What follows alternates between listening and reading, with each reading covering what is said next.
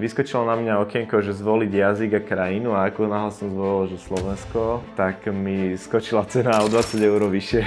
Tak má hrozný e-shop. Nemalo zmysel ani byť v porovnaní. Pristúpil som do jednej firmy v minulom roku a oni vlastne robili na e-shope že 7 rokov. A keď som prišiel, tak som už povedal, že iba to zapnite už, prosím. Aj to trvalo 2 týždne. Keď naozaj si nájdeš niekoho, kto už si tým prešiel, no tak vieš brutálnym spôsobom podľa mňa ušetriť čas a peniaze na tom učení. Je to fakt. Peniaze dopredu sú vždy fajn. Máš aj nejaké desatoro na logistiku?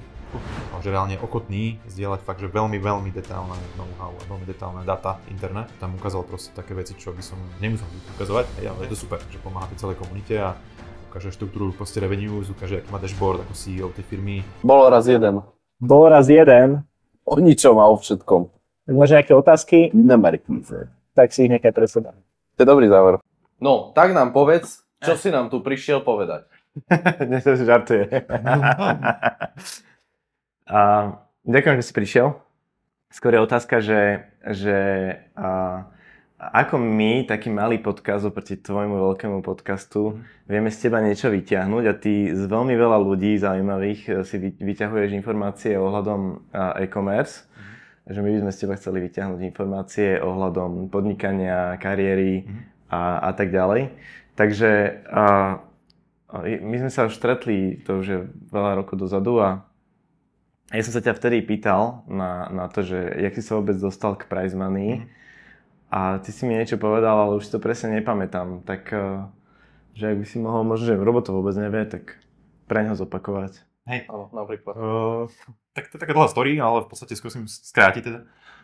Ja som v podstate prišiel do styku s porovnávačmi prvýkrát v Amerike, keď som bol čašníka na Work and Travel pobyte 2002-2004. Som bol 2 leta, som strávil vlastne v Ohiu, v takom zábavnom parku, z toho, že Cedar Point Amusement Park. Normálne tam ako v jednej reštaurácii som normálne tam roznašal a robil barmana a usadzal hostia a tak. No a vtedy vlastne som prvýkrát použil americký pricegrabber.com, bol taká akože americký porovnávač, alebo ešte stále asi myslím, že je. No a vlastne vtedy sa aj oplatilo kupovať tam elektroniku, neviem, notebooky, foťaky, všetko sa kupovali. No a potom vlastne som sa vrátil na Slovensko, teda vždycky po lete, aby som dokončil tú výšku a viac menej v 2005 som končil teda na ekonomickej a potom som sa 2 roky venoval takému portálu, že ZZZ.sk, zoznam zdravotníckych zariadení, poznáte taký, sú tam ordinačné hodiny lekárov, pohotovosti, lekárne a tak. A To ešte funguje, hej? to funguje. Okay. Ja som teda nebol spolumajiteľ, ale boli sme vlastne len traja, takže som bol veľmi blízko k tomu ako riadeniu a tam som sa naučil všetky základy okolo SEO a online biznisu a ja som tam robil hlavne sales. Ja som oslovoval vlastne lekárne a optiky, aby si tam zalistovali. Tam bol nejaký free profil a bol tam nejaký platený profil, kde si mal aj subdoménu. A naozaj to bolo taká veľa firiem tomu vtedy používalo ako svoju stránku, že mali niečo.zzsk, čo bolo super ako branding, niečo ako robil Autobazár s bazármi, hej. A či tam som sa veľa naučil okolo toho online a v podstate po 2 rokoch nejak trošku sme sa rozchádzali s tým Michalom, zakladateľom v tej vízii a úprimne mi nesadol moc ten segment toho zdravotníctva, lebo tí lekári, možno máte skúsenosť, že sú úplne takí prívetiví pri tej komunikácii, takže to bolo trošku také podúroveň niekedy, že cez okienko tam, kde sa rozprávaš, on sa teda teba ani nepozrie ten človek a taký sa cítiš ako podomový predajca, alebo sú zvyknutí na tých farmá asi reprezentantov, tak už to tak berú veľmi na bežnom páse, takže to mi nejak úplne nešmakovalo a vlastne vtedy som si spomenul na ten nápad z tej Ameriky, na ten pricegrabber a vtedy na Slovensku som si robil taký nejaký rýchly prieskum trhu, vtedy tu boli nejaké 3-4 také veľmi basic porovnávače. Ako bol tu vtedy najnákup, ten sa rozbiehal, Heverka to ešte nebola a bol tu vtedy akože jednotka bola také, že zoznam tovaru, tých vlastne neskôr tu Heverka odkúpila. A to že super, že je tam priestor, e-shopy sa vtedy rozbiehali, pribudal ich počet, už tu niektoré boli silné, ja neviem, Hejko tu bolo vtedy dominovalo, veľmi silná tu vtedy bola Pixmania, z okolností, to boli také Francúzi, neviem, či si pamätáte. Oni šipovali do celej Európy a vtedy boli veľmi ako cenovo výhodní. To bol jeden z našich prvých klientov a potom sa to postupne rozbiehalo. Hej. Čiže myšlienka bola v podstate, že, alebo teda tá vízia vtedy bola, že však počet e-shopov bude rásť na trhu, dáva zmysel nejaký agregátor, ktorý to bude na jednom mieste agregovať, aby si vedel ako konzumer porovnať ceny, vybrať si kvalitný overený obchod a tak. Čiže business model sme v princípe skopírovali z tej Ameriky, hej, PPCčko, proste ten e-shop si zalistuje produkty cez nejaký XML feed, zaradíme to do katalógu a platíš nám za každý preklik vlastne od nás do shopu. Tak asi ešte vysvetlíme, že agregátor je, že zlúčiť, keď viacej veci, hej, a XML feed ešte pre tých, ktorí nevedia. Nejaký štrukturovaný súbor na nejakej linke, názov e-shopu /pricemania.xml, keď si predstavíš súbor a v ňom každý produkt z tvojho e-shopu má nejakú svoju časť, kde má nejaké IDčko, nejakú URLčku, obrázok, cenu, skladovú dostupnosť a ty si vlastne na dennej báze niekoľkokrát denne aktualizuješ tie dáta, aby si mal aktuálne ceny na tom porovnávači, hej. Aby ten užívateľ, ktorý tam príde, reálne videl to, čo ideálne je momentálne v tom shope, hej, čo sa týka aj dostupnosti, aj ceny a tak. Takže Taká databáza v Exceli kvázi. v princípe áno, len teda je to akože v inom formáte a viac v zásade tá najťažšia úloha porovnávača je, dneska je v podstate to párovanie tých produktov z rôznych e-shopov, lebo v zásade ten istý produkt v rôznych shopoch sa môže volať trochu inak, dá tam v nejakom inom tvare ten názov, alebo tam doplní nejaký všeobecný výraz kvôli SEO, alebo tam dá farbu, dá niekto v angličtine, niekto v slovenčine, čiže cieľom vlastne ako keby je, aby si mal engine, ktorý rozpozná tú zhodu a správne napáruje potom už na ten detail produktu tie e-shopy, aby si v tom nemal teda bordel v tom katalógu. Čiže ten business model funguje na prekliky, nie na províziu z predaja priamo už? 99,9% shopov na Price Money slovenskej funguje, aj fungovalo na PPCčku. Okay.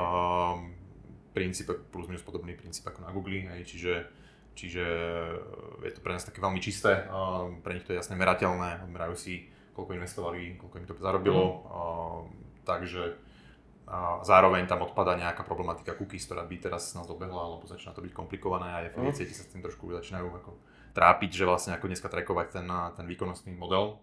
Takže to PPCčko v princípe si myslím, že doteraz funguje u väčšiny porovnávačov, aj keď som si všimol, že niektoré porovnávače české už nejakú časť shopov napríklad majú cez affiliate, to znamená platia za reálny výkon. My takisto napríklad Pricemania Česká v podstate má už nejaké, povedzme, že niekoľko desiatok e-shopov na províznom systéme, lebo keď ideš na nový trh a chceš tam mať tie shopy čo najskôr a nechceš sa s nimi v podstate ich presviečať, tak vieš sa napojiť cez affiliate sieť typu Dognet alebo CJ, čo je napríklad Viv Networks v Česku, alebo nejaký eHub, alebo Afial, viacero tých affiliate sietí a proste len si tam ako keby naklikáš tie shopy a väčšina z nich ťa schváli a tým pádom môžeš ich zalistovať a platíš len keby, alebo dostávaš odmenu za reálne privedenú konverziu objednávku. To je, a potom akože taký ľahší model by to malo byť na predávanie, to zalistovania toho klienta. A ten provízny. Hej. Tak áno, tak on samozrejme pre ňoho je to výhodnejšie, lebo platí len za reálny výkon. Takže on vie presne, aké bude mať v zásade PNOčko, hej, že presne vie, že koľko bude stať získanie jednej objednávky, tým pádom samozrejme pre inzerenta je ako pay per action model, alebo teda platba za reálnu konverziu samozrejme najvýhodnejšia, najčistejšia, hej, alebo respektíve najefektívnejšia, ale zase samozrejme ten agregátor v princípe, ako my si stojíme za tým, že privádzame do toho e-shopu kvalitnú návštevu, to znamená človek, ktorý už videl ceny, porovnal si aj recenzie toho shopu, videl to v kontexte iných cien, čiže tým pádom tá pravdepodobnosť toho nákupu je vysoká.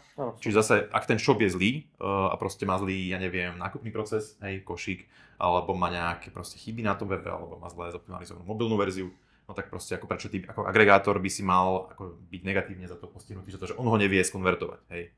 Čiže v princípe, akoby obidva podľa mňa modely sú funkčné, je to iba o tom, že ktorý agregátor má akú nejakú vyjednávaciu, by som povedal, silu a pozíciu na tom trhu. Či máš lepšiu pozíciu, tak ty si skôr môžeš diktovať, ako budeš fungovať, a či máš horšiu pozíciu, no, tak musíš sa prispôsobiť tomu trhu a tým inzerentom.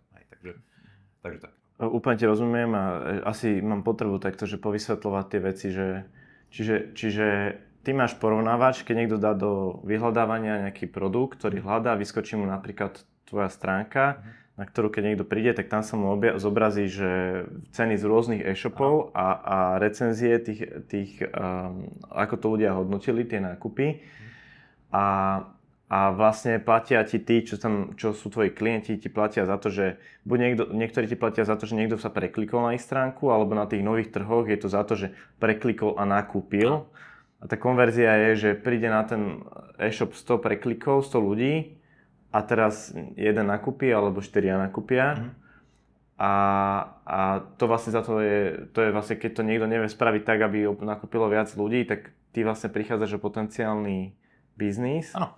A preto to je akože nevýhodné voči tebe, ale je to výhodné na tej druhej strane. Takto, že závisí to od toho, že aká je výška tej provízie a aká je miera konverzie na strane toho e-shopu. Ak on ti dá ako motivačnú províziu a zároveň vie veľmi dobre konvertovať ten trafik na tie reálne objednávky, no tak to môže byť niekedy výhodnejšie ako to PPCčko. Čiže to závisí, že v tom PPCčku zase je nejaký aukčný systém, to som ešte nepovedal, že ty si vlastne vieš nejakým spôsobom bidovať, zatiaľ pre zmeny to bolo v minulosti na úrovni kategórií, teraz už vieš aj na úrovni produktov, že koľko si ochotný zaplatiť za ten preklik, že sú nejaké štandardné, nejaké minimálne ceny preklikov a potom si vieš povedať, dobre, ja som ochotný dať nie 12 centov, ale som ochotný dať 30 centov a v tom defaultnom zobrazení, lebo keď si pozrieš aj Price Money a iné porovnávače, tak v tom defaultnom zobrazení máš nejaký taký vrchný promobox, kde sú čo viem 3, 4, 5 vybraných e-shopov a to je väčšinou nejaký aukčný systém. Čiže tam sa vlastne ako keby prebijajú tie shopy tou cenou za preklik.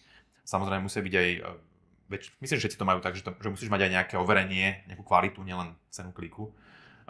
Čiže a potom oni sa snažia ako keby dostať na top pozície, lebo je to podobne ako na Google, že ľudia väčšinou klikajú na tie prvé pozície a relatívne malé percento ľudí to potom prefiltruje podľa naozaj tej najnižšej ceny. Že to tam funguje také ten defaultné zobrazenie tých shopov v tom porovnaní cien. Takže to znamená, že aj keď prídem na porovnávač, ktorý mi má vyplúť najlacnejšiu cenu, tak ja nehľadám, alebo že nie každý človek hľadá najlacnejšiu cenu? Ešte je to taký mýtus, by som povedal, že lebo veľa shopov, keď sme ich oslovovali, tak hovorili, že my nie sme najlacnejší, prečo by sme mali ísť na porovnávač. To by mi prvé napadlo. No a my vysvetľujeme teda, že za prvé platíš len v prípade, že na teba kliknú. Ak už teda tá cena ho presvedčila, nevadí mu, ak si aj drahší, tak platíš len vtedy. Čiže to je prvý argument. Druhý argument je, že ako som povedal, že fakt, že veľkú rolu hrá dneska už aj tá značka toho shopu, veľkú rolu hrajú recenzie toho shopu a naozaj niekedy môže byť rozdiel v tej cene, napriek tomu klikneš na proste známejší brand, lebo proste ten iný no-nameový shop proste nechceš riskovať. To isté tak na Google, že ľudia proste prirodzene skorej preferujú nákup v overených obchodoch dneska a čím ďalej tým viac. Čím ďalej tým vidím, že už veľa shopov je dominantných v tých kategóriách, proste neviem, máš Alzu v ITčku, máš Notino v parfémoch, máš Martinu v knihách, máš Jim Beam v doplnkových výživy a proste už väčšina tých segmentov má nejakého takéhoto top of mind, že lídra, kde proste tí konzumeri si myslím, že čoraz viacej už aj idú napriamo, vďaka práve, neviem, Alza má Alza Boxy, má tú službu Plus Premium z toho, kde vlastne si zaplatíš 12 € na rok a máš dopravu zdarma na celý rok, čiže nemáš problém si dneska objednať nejakú blbinu za 5 € a zajtra to máš ráno proste v Alza Boxe a robí to presne s tým cieľom, aby si išiel napriamo ku ním a už nešpekuloval, nešiel na Google, nešiel na porovnávače, ale proste naozaj už si te takto priviažu v podstate. Čo samozrejme akože strategicky dlhodobo akože veľmi dobrá stratégia. No čiže, a my sme robili na to aj nejaký ten výskum inak ešte vtedy s firmou Pricewise, poznáte, sa potom rebrandovali na Voxwise, ale vlastne sme skúmali, že na nejakom sete ako keby klikov za nejaké obdobie sme pozerali sa, že podľa čoho tí ľudia sa rozhodovali a fakt vtedy sa ukázalo, že tá cena síce je dôležitá, ale nie je už ďaleka jediné kritérium. Hrala rolu tá pozícia, to malo veľmi vysokú ako v tom váhu a potom teda aj tá značka toho shopu, tie hodnotenia. A myslím si, že ako ľudia, ktorí hlavne, dajme tomu, že sú bonitnejší, že už to nie je také, že teraz fakt pozeráš na každý cent, tak naozaj skorej podľa mňa už dneska preferuješ overený obchod od známu značku, ako riskovať nákup v nejakom no-nameovom shope, ktorý nemá žiadny certifikát od nás alebo od iného porovnávača a proste budeš riskovať, že ti to buď nepríde, alebo bude problém s reklamáciou, alebo niečo podobné. No ja musím teda povedať, že aj mne sa dostalo, že hľadal som nejaký telefón, preventívne som si pozeral ceny a že boli tam nejaké firmy, ktoré mali možno že aj 20% lacnejšie ten telefón, ale predávali to nejako bez DPHčky a potom som tak hľadal, že celý ten e-shop má 50 000 tržby a no nebol som si tým úplne istý a radšej som to proste len kúpil inde. Určite, ako ja si myslím, že veľa ľudí už takto dneska uvažuje, že radšej, že už ten trh niekam sa posunul, tak Price Money dneska má už skoro 17 rokov, čiže ten trh je úplne inde, ako bol vtedy. Konzumeri sú vzdelanejší, sú skúsenejší, takže už naozaj myslím si, že dneska je menšia aj šanca, že sa niekoho nejakým spôsobom oklamať alebo nachytať na nejaký fakt podvodný shop, aj keď objavujú sa priebežne také rôzne pokusy, že vidíš shop, ktorý vyzerá relatívne na prvý pohľad akože OK, ale potom myslíš, že to je nejaká fakt zahraničná firma, nemá žiadne overenie, žiadne niečo, čo by si ako ja akože skoro hovorím, že aj keď sa ma niekto spýta, že či tento shop či je OK, tak ak vidím, že nemá žiadny certifikát z týchto porovnávačov, nemá nejakú históriu, nevidím, je to zahraničná firma, nie je dotrackovateľný ten majiteľ, dobre, dajme tomu, tak akože radšej hovorím, že radšej tam nekupujú proste. No dobré, a teraz keď je nejaký začínajúci e-shop a on nemá odkiaľ získať takéto veci, tak ako by si mu poradil, že čo má spraviť, aby sa niekam... Môže už ich začať minimálne zbierať, hej, no tak ty keď začneš dneska zbierať u nás na Heureke alebo niekde recenzie, no tak relatívne, ako jasné, že nebudeš mať toľko tých objednávok, ale už keď tam bude čo, myslím si 5, hej, 10 hodnotení, tak nazbieraš snáď ak teda to ideš robiť nejak seriózne, tak by si mal nazbierať aspoň 50 hodnotení, dajme tomu za kvartál strely.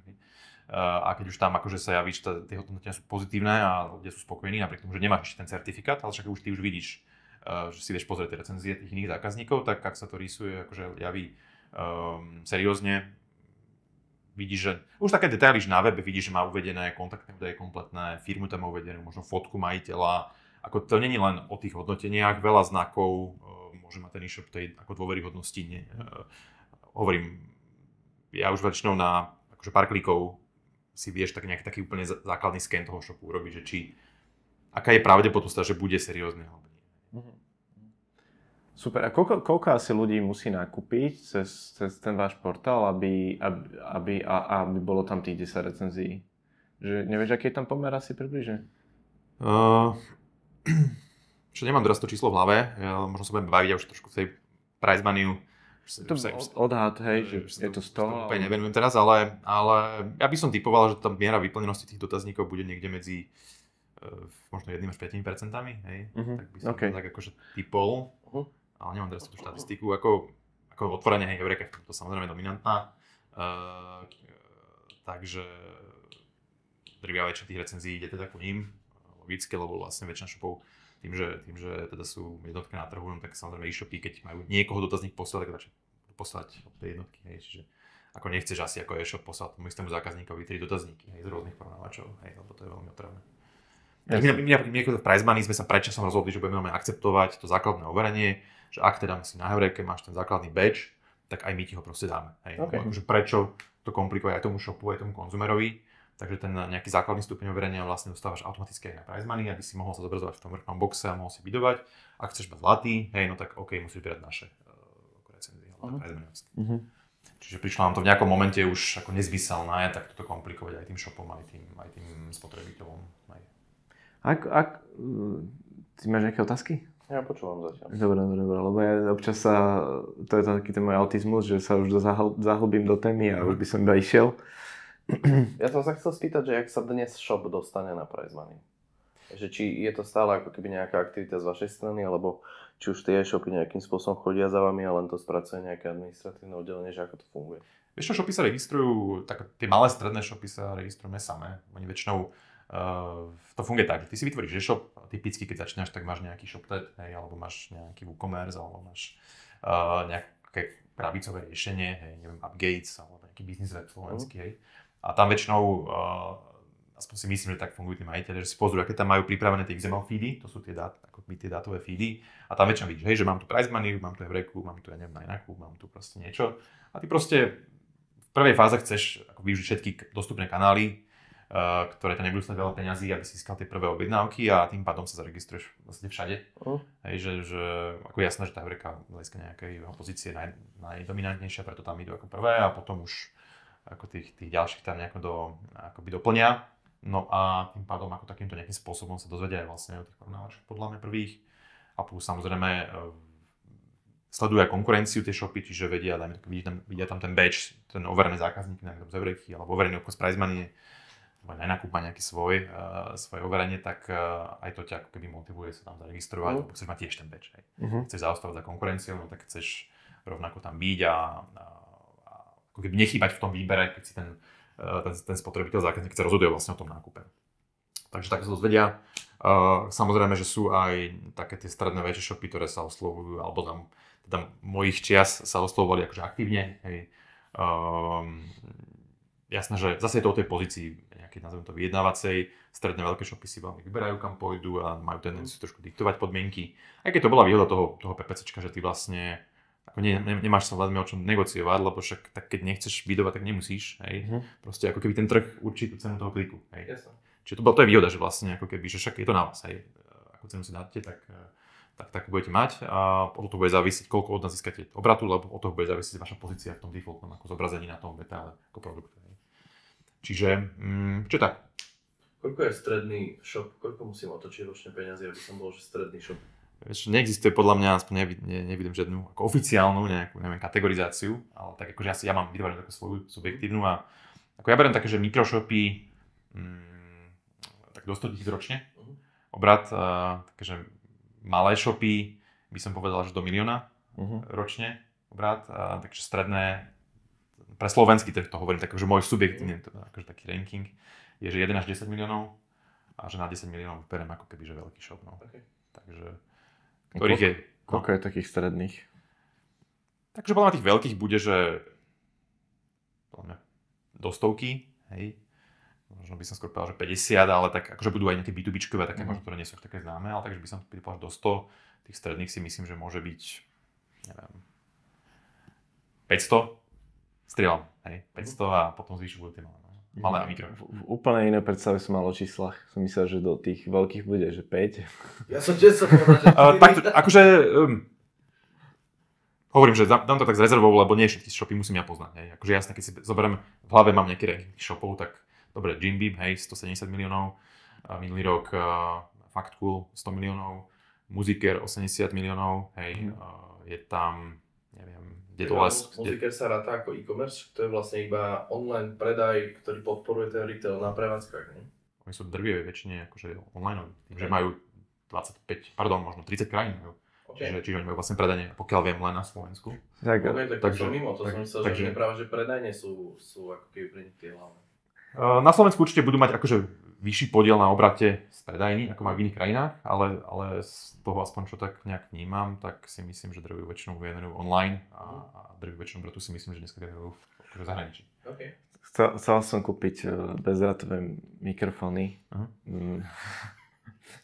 Tak nejak som googlil, že pomer cena výkon, nejakú som našiel, a teda, že hľadal som, že aké sú tie pomery cien a vyskočilo mi,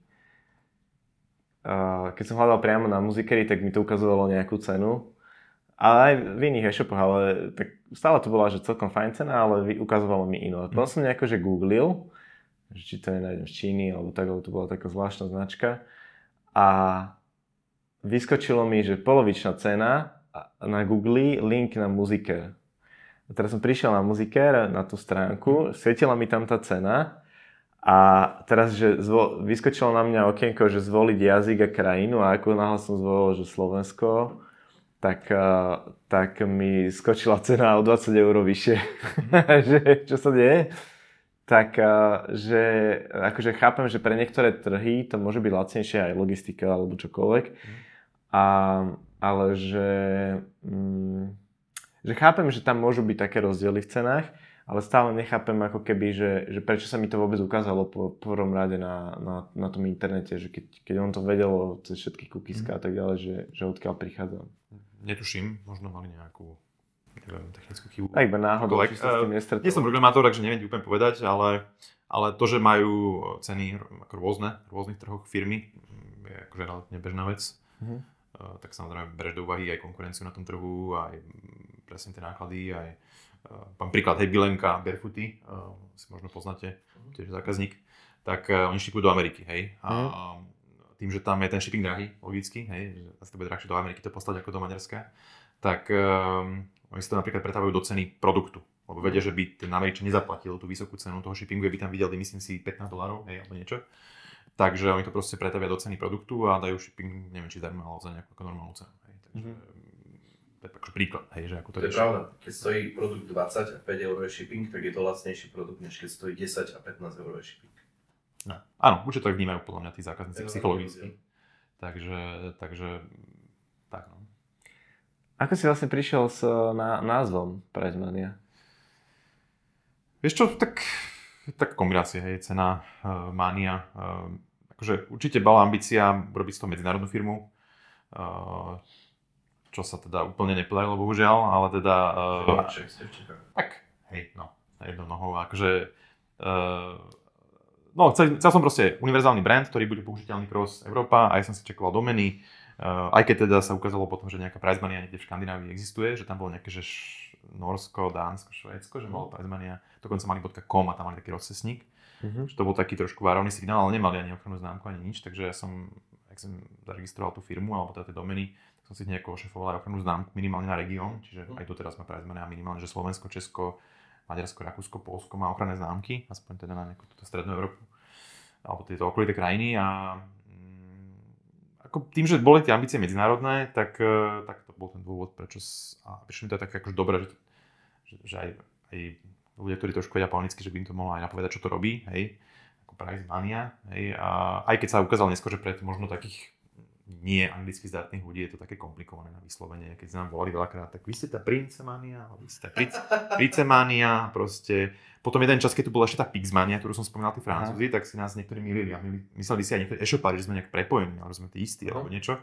Ale oni potom sa stiahli, tí Francúzi, možno po 3 rokoch toho fungovania, možno v 2010 niečo také, tak potom už teda tento problém odpadol, ale stále tí ľudia niektorí, keď nám volali, tak nevedeli to proste vysloviť, hej, že má to aj plusy a minusy, no. Takže ako napríklad teraz, keď som rozmýšľal na značku e-shopový král, možno sa budem baviť, tak som zvolil taký lokálnejší brand, hej, že som si povedal, že to bude primárne československý trh v tej prvej fáze, OK, je to také, aj trošku som sa to spojené s tým kvázi možno mojím menom, trošku nepriamo. A myslím si, že to je také lepšie osvedčuje, že to tak akože etablovalo, hej, že však to je ten e-shopový král. Ale potom toto zahraničia preložíš iba na e-shop king. No, hej, akože taký jeden akože podobný už existuje, som zistil, ale asi by som na ten zahraničný trh vymyslel trošku už niečo iné, alebo prípadne zvažujem, že zahraničie robiť normálne, že pod svojím akože menom. Michal Král, hej, že tak ako možno ak si budujú tí marketéri, neviem, takú tú globálnu ako povedomie o svojom vlastne mene, že a vlastne mene to bude tiež to veľké mene, taká one man show, tak akože možno by to fungovalo aj na tom mene to postaviť. No. V Portugalsku ťa budú volať Michal. Hej? Michal, hej. Čo? Nevedia vysloviť. No dobre, a teraz akože ja teda evidujem nejakú časť tvojej cesty a vždy som obdivoval, že brutálne do toho bušíš a ideš, akože veľa energie si do toho dával, že vnímal som aj to, že to bolo dosť náročné. Neviem, v čase, keď sme sa my stretli, tak už si mal podľa mňa nejakých 4000 e-shopov alebo nejak tak ako v databáze. Neviem, koľko ich je teraz, tých e-shopov, ale asi ich bude okolo 9-10 tisíc, niečo také. Ale samozrejme veľa z nich medzičasom aj zaniklo, alebo sa proste vypli. Sa to tak ako recykluje ten trh. Aj sa veľmi ten trh teraz konsoliduje posledné roky. Aj po tom covide to tak veľmi ako keby historicky prvýkrát vlastne bol medziročný pokles v e-commerce. To sa dalo akože čakať po tom covide, lebo tam to bolo umelo vybustované. Ale vlastne pokračovalo to aj ďalší rok, vlastne aj minulý rok medziročne je pokles, nejaké jednotky percent. Až teraz vlastne Q1 24 už bol po dlhej dobe akože medziročný rast.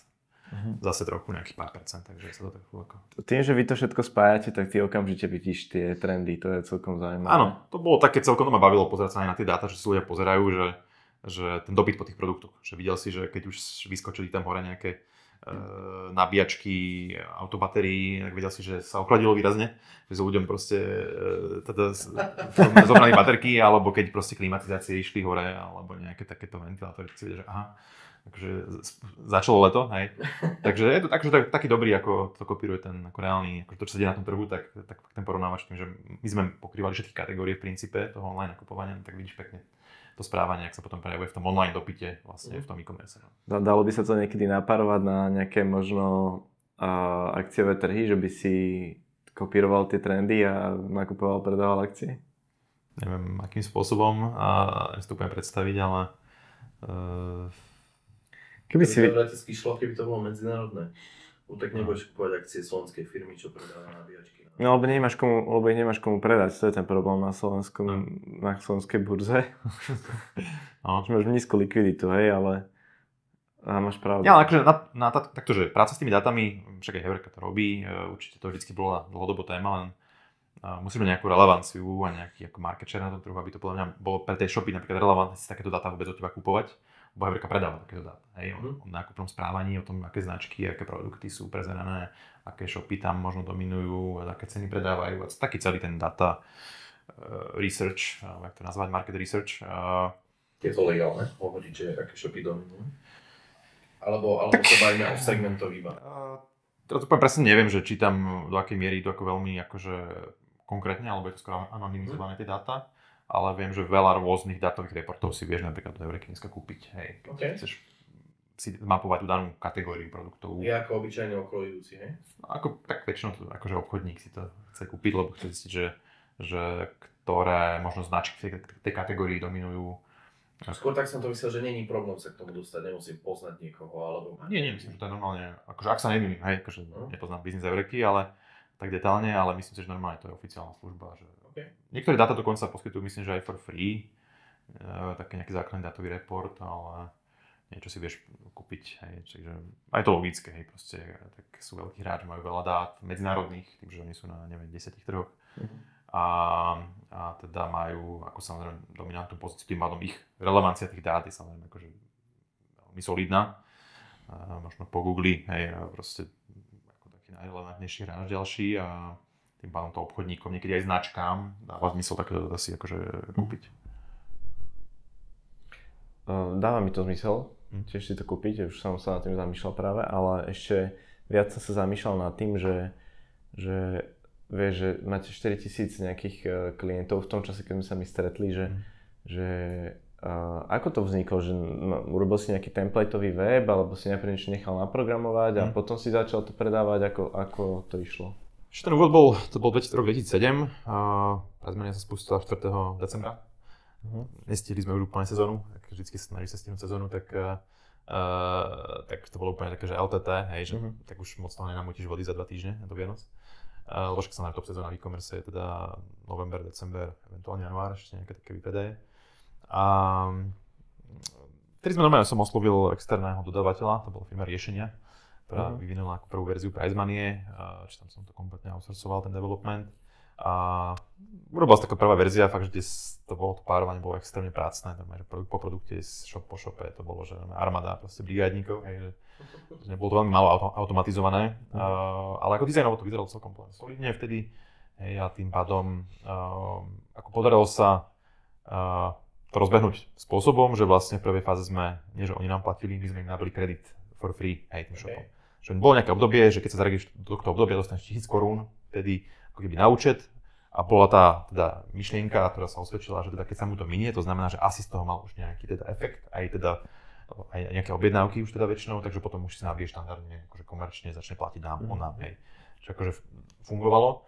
Samozrejme veľké shopy alebo stredné veľké shopy sa podarilo akože onboardnúť až neskôr, keď už teda to malo nejakú návštevnosť, lebo to bolo také vtipné miesta, keď ja som prišiel do Hejka, to bol vtedy dominantný shop a mali návštevnosť, dajme tomu 15 000 denne, hej, návštevu ja som mal 500. A teraz ja chcem jeho presvedčiť, aby on platil mne za to, že ja mu budem robiť reklamu. Takže to bolo, takže áno, niektoré si počkali na to, ale potom ako neskôr, v podstate neviem, možno po 2-3 rokoch už, keď už tam videli, že tá masa tých malých stredných shopov už tam je, už niektorí možno z tých väčších konkurentov, už sme ho tam ako zlomili na to, tak odrazu už potom nebol problém presvedčiť aj tých najväčších, hej, že aby sa pridali. No, akože sú shopy, ktoré principiálne historicky tam nie sú, napríklad Nike nie je historicky na porovnávačoch. Proste stratégia, hej, že nechcú byť ako vôbec porovnávaní, chcú byť top of mind, chcú byť svojou cestou, nechcú vlastne ako keby vôbec byť v tom, akože v tej škatulke z toho, čo si to vyberáš. Chcú byť akože úplne, že mimo toho celého. Nike má hrozný e-shop.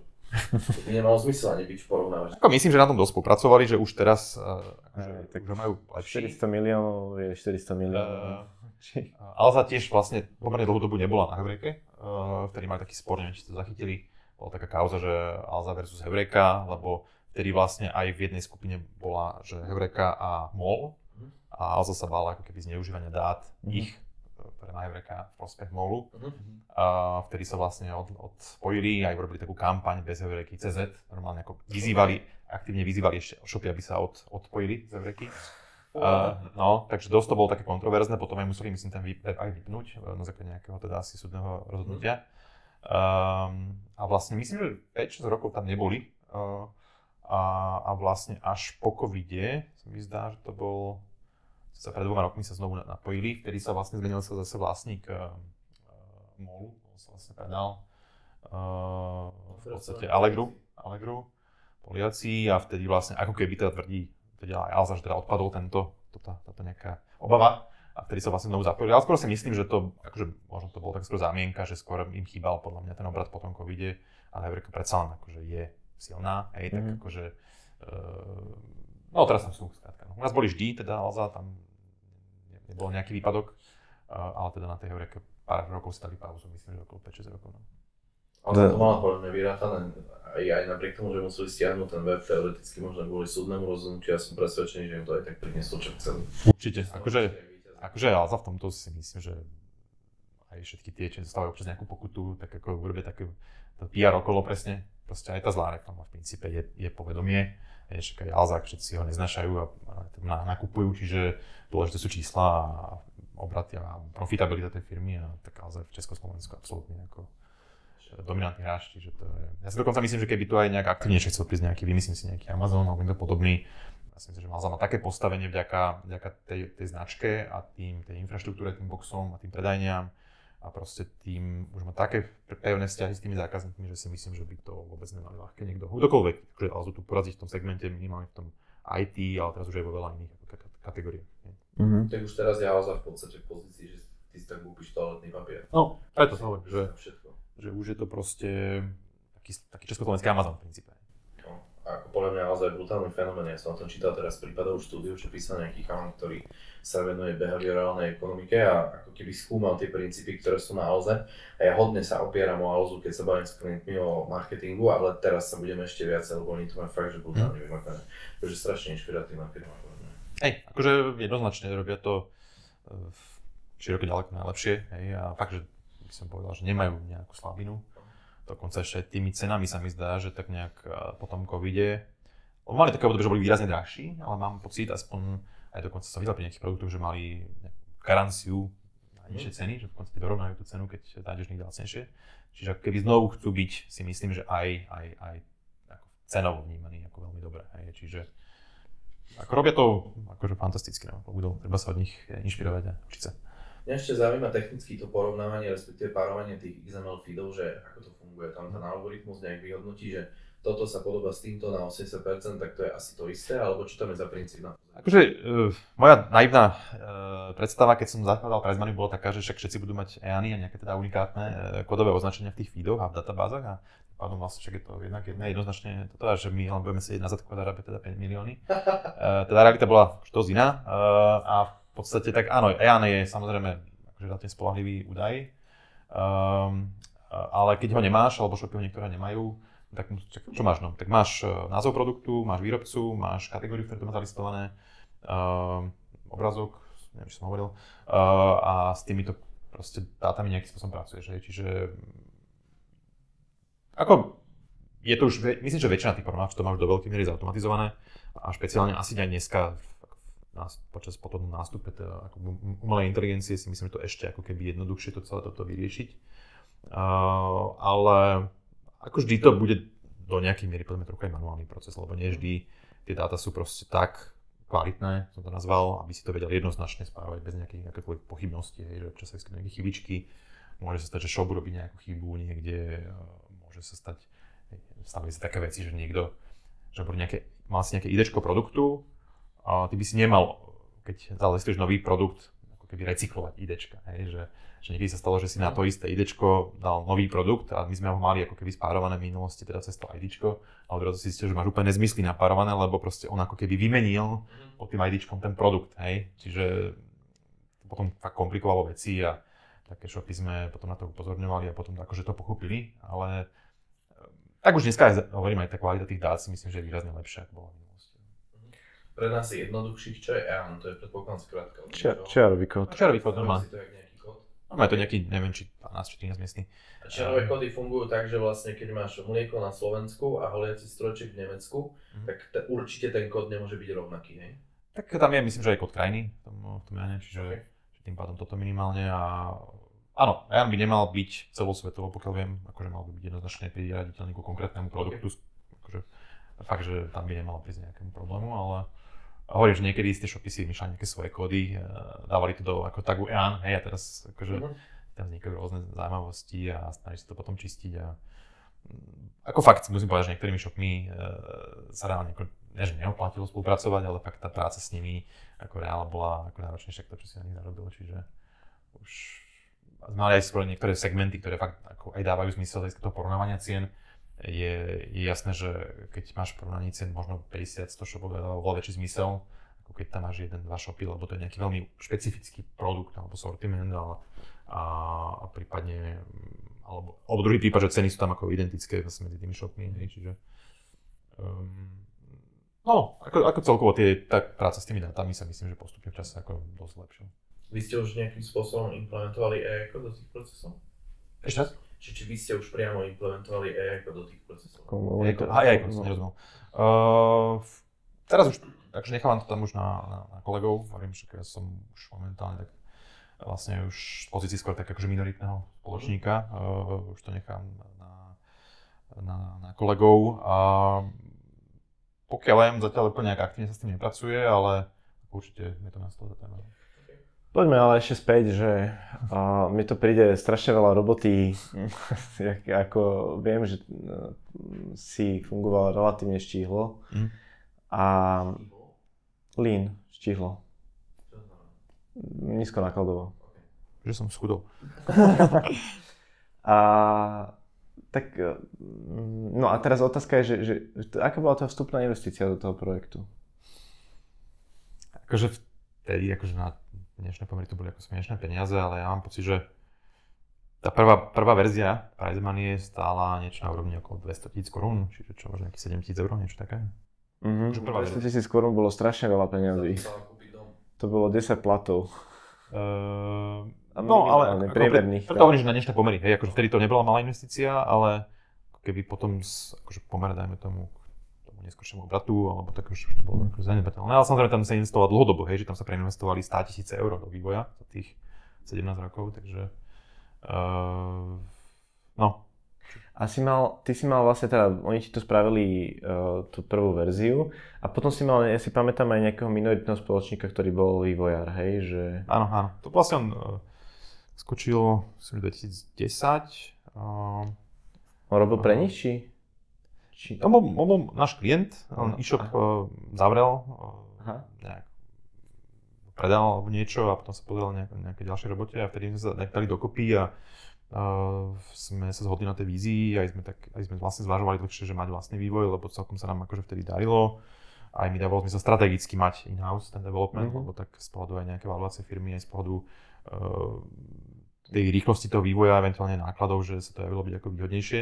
Vždy sa vybudoval tým, v tom píku mal 6-7 ľudí, viacerí kodery tam boli, aj nejaký dizajner a tak. To bolo 2010 až 2016 cca, no, vtedy akože trošku sme strápili s tým vývojom, že ja nie som programátor tak dlhodobo, toto bolo pre mňa ťažká oblasť nariadenia a vlastne práve Martin mal vtedy na starosti tú technickú oblasť ako CTO a áno, chvíľku sa stal ako takým minoritným spoločníkom maličkým.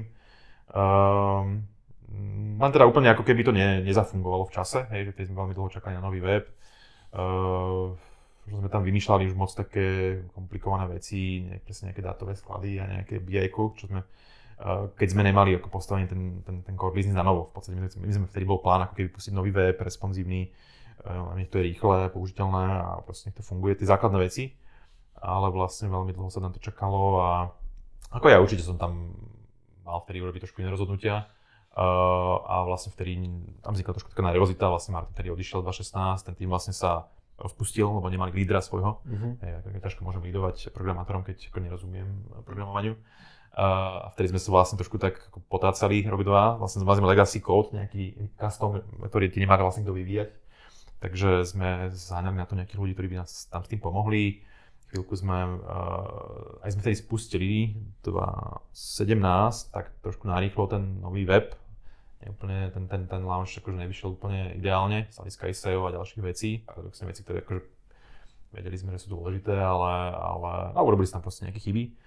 A potom sme chvíľku z UI42 skúšali, oni sa do toho tak napojili, trošku sme to tam ako lepili. A potom vlastne v 2018 padlo také väčšie rozhodnutie, vtedy vstúpili vlastne dva noví ako keby partneri do firmy a padlo rozhodnutie vlastne prepísať celú ako keby od nuly tú aplikáciu. To fakt? Masaker. No, čiže to je fakt ako ťažké drahé rozhodnutie na dlho. Vlastne sme sa dohodli s firmou Bart z Košic, ktorá akože to bolo dobré rozhodnutie, to je fakt akože kvalitná firma, s ktorým sme vlastne začali. Oni navrhli novú ako keby architektúru toho systému, celé vlastne aj s novými ako technológiami, s novým prístupom, s tým aktuálnym know-how a vlastne začali prepisovať to jadro toho systému, hej, čo aj sa ukázalo, že to bolo nevyhnutné proste, hej, že keď máš fakt nechcem to povedať, taký pozdiepaný ten systém za tie roky, ale fakt robilo na tom viacero ľudí, rôzne technológie, rôzne prístupy a bolo treba dať tomu nejakú jednotnú akože kvalitu a tú architektúru a proste jednoducho robí to naozaj, by som povedal, tak poriadne. No akože mocná vec, aj to hneď chcela byť moja otázka, že kokos máš custom, jak sa povie po slovensky, na mieru vyvinutý software nejakým.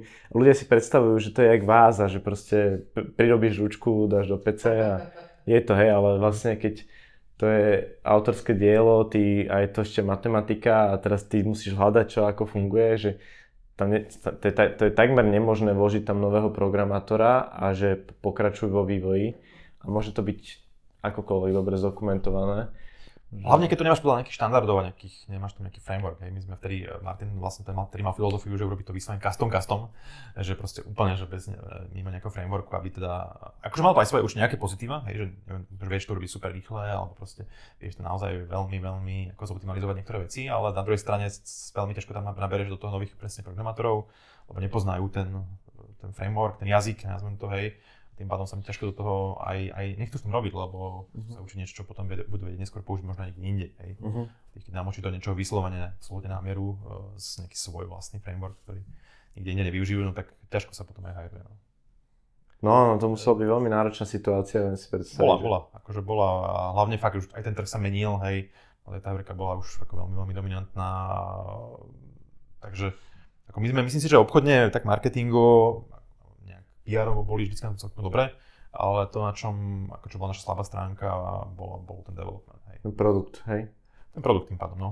A keď sa pozrieš na ten obchod, tak tie e-shopy si oslovoval manuálne, alebo ako si získaval potenciálnych zákazníkov? Vieš, nám sa denne registrovali, aj tu teraz sa registrujú shopy, hej, čo viem, že 1 až 5 shopov denne sa registroval, akože samé, väčšinou tie malé stredné, a potom tie, čo sme oslovovali teda také stredné väčšie, tak to sú normálne cez vzťahy, cez eventy, cez direct proste oslovenie. Normálne som si tam vybudoval postupne tie vzťahy za tých 17 rokov a aj doteraz ako z nich ťažím, hej, a doteraz sú to dobrí kamoši, klienti a zarobíme spolu ako iné veci, hej, v rámci konzultácií a vzdelávania, to možno si ešte povieme. Takže cez tie vzťahy som išiel, no, takže však obchod je o vzťahoch, čiže to nám fungovalo a hlavne sme im veľakrát vedeli pomôcť aj v iných veciach, nielen v tom, že teda neboli sme taký hard sell obchodníci, ale fakt sme boli už takí konzultanti potom postupne. Preto vlastne vznikla 2013 aj Pricemania Academy. Možno aj vidujete ten projekt, čo boli vlastne aj workshopy pre majiteľov, manažerov, marketérov z e-shopov, normálne od SEO cez PPCčka, cez social, cez email marketing, normálne v malých skupinách 12 ľudí, veľmi hands-on, na každú tému akoby top mentor československý som vybral takých kvalitných ľudí. Čiže tam sme urobili za 5 rokov nejakých 100 workshopov, prešlo tým programom vlastne cez 1000 ľudí a naozaj mal to veľmi dobré feedbacky od tých ľudí, lebo fakt sa naučili veci a vedeli to hneď používať v praxi. Hej. Čiže len teda 2018 to bola taká križovatka, že teda, lebo trošku to tak ako keby, tu nám niečo trošku krývala tá jedna noha, tá core biznisová, to bola akadémia, ktorá ako PR-ovo, vzťahovo aj projekt ma veľmi bavil a akože mal to super odozvu, len akože nebol to dobrý spôsob, akože tu nalepiť niečím úplne iným, toto niečo, čo ti tam ako krýva. Čiže vtedy som ako bol pred tým rozhodnutím, že čo ďalej a v princípe som vyhodnotil, že Pricemania ako porovnávač je perspektívnejšia z hľadiska škálovateľnosti, z hľadiska možno potenciálneho exitu a vtedy vlastne sa frízli aj tie workshopy, potom vlastne 2 roky neskôr prišiel COVID, čiže aj tak by sa asi museli fríznúť, lebo to budú aj fyzické akože workshopy. A dneska sa vlastne k tomu v podstate vraciam po pár rokoch k tomu tej vzdelávacej celej časti, ale už trošku iným spôsobom a pod svojou značkou. No. Hej. Však dostaneme sa k tomu, možno ešte predtým, taká otázka, že sa idem na začiatok, ale že odkiaľ si mal 200 000 korún? Že mal si tam nejakých investorov, alebo to bolo postupne nejako v čase rozložené a si to našetril a zarobil? Alebo že... Niečo som mal ja, mal som tam ešte jedno vtedy taká parťaka, takže Dal som to nejako dokopy, no. Si to dal dokopy, akože, hej, že... A bol si na to pripravený, že toľko to idem na to dať, alebo... Vieš čo, ako asi každý takýto custom projekt, samozrejme tie odhady boli nižšie ako tá realita, hej, čiže tam sa to ako v čase sa to predražilo a hlavne... Možno, že aj trojnásobne, ne? Ťažko sa to teraz tak akože aj spätne hodnotil, lebo vlastne ten development tam bol kontinuálny, hej, čiže tam akože sa preinvestovalo podľa mňa z 500 000 eur možno za tie roky, hej, do toho vývoja. OK, jedna vec je, že sa platí z tržieb vývoj, ale druhá vec je, že potreboval si naštartovať produkt a vieš, že teraz ten tvoj minimálny produkt, ktorý bol prvý, bolo možno, že tých 200 000 korún aj s tými ostatnými vecami. No, jak sme to dali dokopy, akože nebolo to sa až taká, hovorím tedy, akože horribilná investícia. Možno, že by som povedal, že to je jak 20-30 tisíc dneska, hej, že pocitovo. Hej, že asi je to splniteľné. Hej. Určite áno. Ja si pamätám, priemerný plat vtedy bol 15 000 korún alebo 20 000 korún. No a teraz je, neviem, 1200, 1500 je plat priemerný a tak nech je to 1200, tak Krát 2 dáš. Si na 15. nekrát 10. Že 50. Tak keď 200 000 korún a priemerný mesačný plat bol, neviem, 15 000, tak to je krát... Čiže 500 eur, tak dávaš krát 1,2. Nie, 15 000 korún, tak na to, aby keby si odložil celú výplatu, alebo 10 000, nech je to 10 000, alebo 20 000, nech je to dlhšie počať. Keby si celých 20 000 odložil, tak potrebuješ 10 výplat na to, aby si mal 200 000 korún. Takže keby si to porovnal k dnešnej dobe... A odložíš 10 výplat, tak musíš, tak máš 15 000 eur. Potom to spočítame. Pravdu vravíš, súvisle. Ale chcel som sa ťa spýtať, že ty si vravel, že tvoje očakávanie bolo, že vyložíš nohy a budeš zarábať milióny. Že prečo si sa na to nevykašľal, keď sa ukázalo, že to bude ťažké? Dobrá otázka. Neviem, mňa to bavilo, akože bavili ma tie vzťahy vždycky, aj to teraz ma bavia. Bavil ma ten segment, teraz ma baví ten segment, fakt e-commerce, stále sú tam super ľudia. Keď to pre nás tým ZZZ, tá medicínska celá oblasť a teraz títo ľudia z e-commerceu a fakt neviem, tá Libora z Jim Beamu, keď stretneš a týchto ľudí a proste fakt, že vieš sa od nich strašne naučiť a sú to fakt akože pohode ľudia, hej, že proste nemám pocit, že nepoznám skoro nikoho, kto by bol nejaký horenosť, taký námyslený, arogantný, že teda už som vybudoval, tak teraz toto. Všetci sú takí fakt, že stále takí pokorní mi prídu, strašne rád chodím na tie e-commerce akcie, všetky tie konferencie, aj tie moje akcie, aj na iné akcie. A už je to taká komunita, fakt, že sa vybudovala za tie roky podľa mňa a stále to vnímam ako perspektívny biznis. Potom ma vlastne chytila v tom 2013 ma chytila tá akadémia, hej, čiže to ma bavilo vytvárať ten program a tie témy a dávať dokopy a tešiť sa z toho, že ľudia sú spokojní a chodia mi tam a fakt, že dávajú veľmi dobré feedbacky. No a stále tam vždycky, aj keď bola nejaká taká možno ťažšie obdobie, potom bolo nejaké svetelko, že si na konci tunela, hej. Bola akadémia, neskôr tam boli tí noví partneri, tým pádom, že nový systém sa niečo prinesie. Potom sme začali budovať takú, že price media content network, čo je zase ako keby obsahová sieť, kde sme umiestňovali nejaké widgety na stránky publisherov, to znamená nejakých médií, kde sa cez tie prekliky ako dalo, bolo to niečo alternatíva k nejakej affiliate sieti, čiže zase nejaké svetelko. Potom, ako vždycky tam niečo také objavilo, čo ma tak nejako znovu nakoplo na pár rokov. No a teraz ku koncu už mi došli tie, už som proste sa ako videl dlhodobejšie už niekde inde a v podstate ten vzdelávací biznis s tým core biznisom Price Money v podstate nemá nič spoločné. Okrem teda tých klientov, ktorí sú ako identickí, ale v princípe nepotrebuješ na to žiadny vývoj. Je to vlastne o tom naozaj, o tých eventoch, ktoré si viem sám zorganizovať. Aj teraz si robím eventy v Pezinku v podstate ako one-man show a v pohode to zvládam, lebo to mám 20 ľudí a viem sa sám postaviť, zorganizovať, od celého odmoderovať. A poviem, tie podcasty, tie si viem robiť sám, tie si točím teraz v Pezinku po novom. Si to striháš sám tiež? Všetko si robíš? To nie, akože na to mám, ale na zase, to ja akože moderujem a dostanem na finálny výstup a už to len ako keby potom promujem cez socky. Takže neviem, že tam bolo taká motivácia a až teraz vlastne minulý rok som to tak celé, nejak som mal taký transformačnejší rok aj pracovne aj súkromne, tak som proste urobil takéto väčšie rozhodnutia a proste, bolo to správne, hej, som si potom uvedomil, že som to mal urobiť možno dávnejšie a a viem byť prínosnejší pre ten trh, aj pre tých klientov týmto spôsobom. Hej, viem mať väčší impact na ten ich biznis práve skrz tie konzultácie a tie eventy a to odozdávanie know-how a tú osvetu, ako vedel som byť možno ako CEO PrizeMoney. Že tam už som nevedel robiť taký impact. Oveľa viac ma to baví, myslím si, že fakt mám a to je veľmi dobré ako predpoklady a ten network za tie roky, aby tieto veci ako mali prínos a hodnotu pre tých klientov a zatiaľ z toho, čo teda konzultujem a čo organizujem tie eventy, tak sa to potvrdzuje.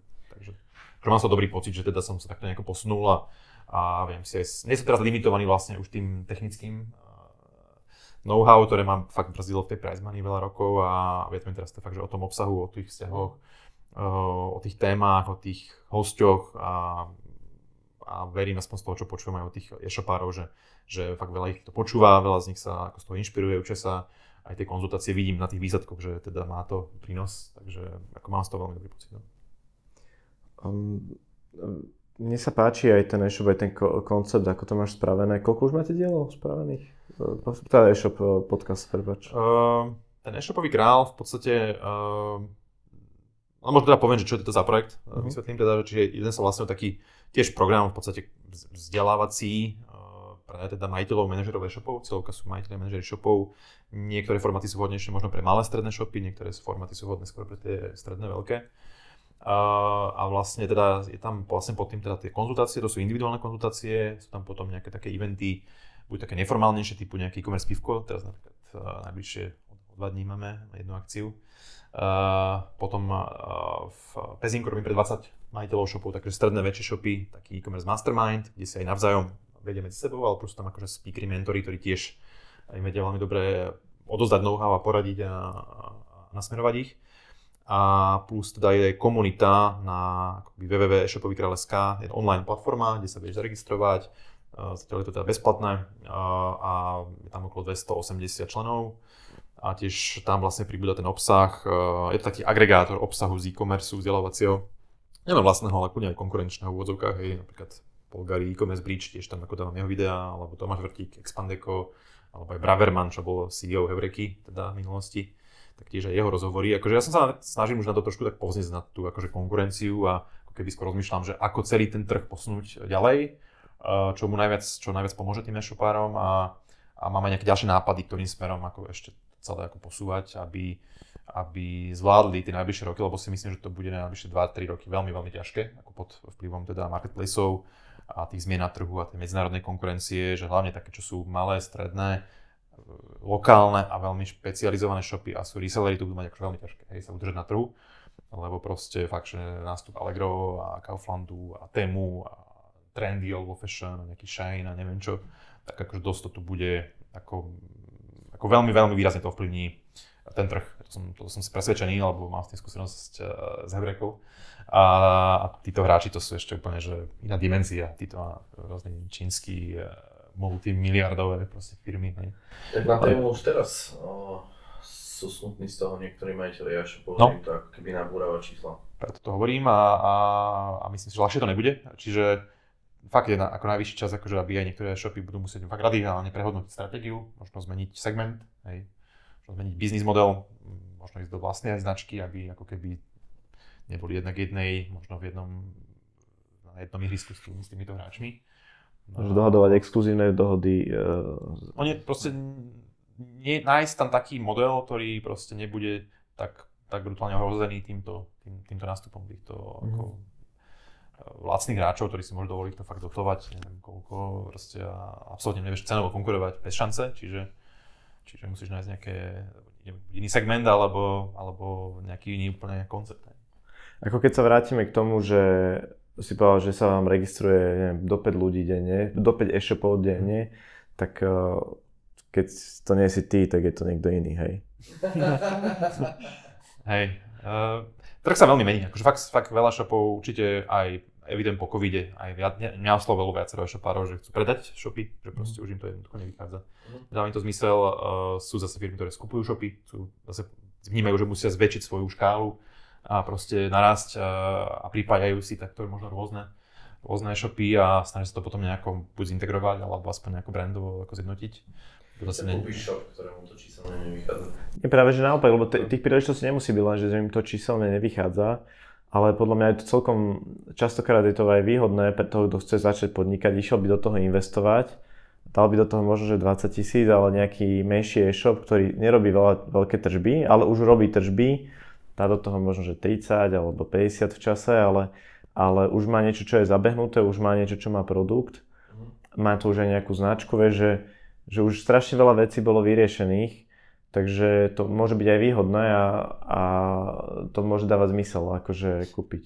Hlavne kľúčové, akože metrika je čas, nielen v e-commerce a ten čas si vieš kúpiť tým, že si kúpiš e-shop, ktorý dajme tomu má vybudované pozície na Google, má už nejaký akože stabilný traffic, aspoň nejaký, domena má nejakú autoritu, nejakú históriu, má nejakú bázu zákazníkov, nejaký e-mail, nejakú mailovú databázu, hej, že odrazu vieš proste relatívne, keď vieš, čo s tým chceš urobiť a možno fakt ti to tam len chýba do toho tvojho konceptu, tak to môže dávať zmysel. Ale jasne, že keď zle performuje ten shop a v zásade jeho čísla sú zanedbateľné, tak asi to nedáva zmysel, to je iba komplikácia. Musí tam byť niečo, čo ti ako nejakú synergiu, ktorú tam ako nájdeš. Môže to byť e-shop, ktorý robí 50-60 tisíc alebo 70 000 a kúpiš ho za 30-40 tisíc, vieš, lebo a máš veľkú časť roboty odrobenú, tebe sa tvoja investícia vráti v roku a keď tomu náhodou pomôžeš, že to zväčšíš, tak sa ti to vráti aj skôr.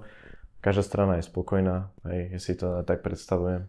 Môže byť napríklad, že tak rozmýšľam, že čo môžu byť tie asety, hej, no tak môže mať veľmi dobrý e-shop systém, ja neviem, možno, že chceš ušetriť čas na vývoji custom e-shopu, ktorý by ti normálne trval rok, hej, stal by ťa 50 000, tak možno, že niekto to má urobené dobre a ušetríš tým čas a eventuálne nejaké zdroje a vidíš, už máš výsledok, alebo vidíš už, alebo ten custom vývoj je obecne veľmi ťažký a začínajúcim e-shopom to 99% prípadov ani neodporúčam sa púšťať. To je úplná somarina. Čiže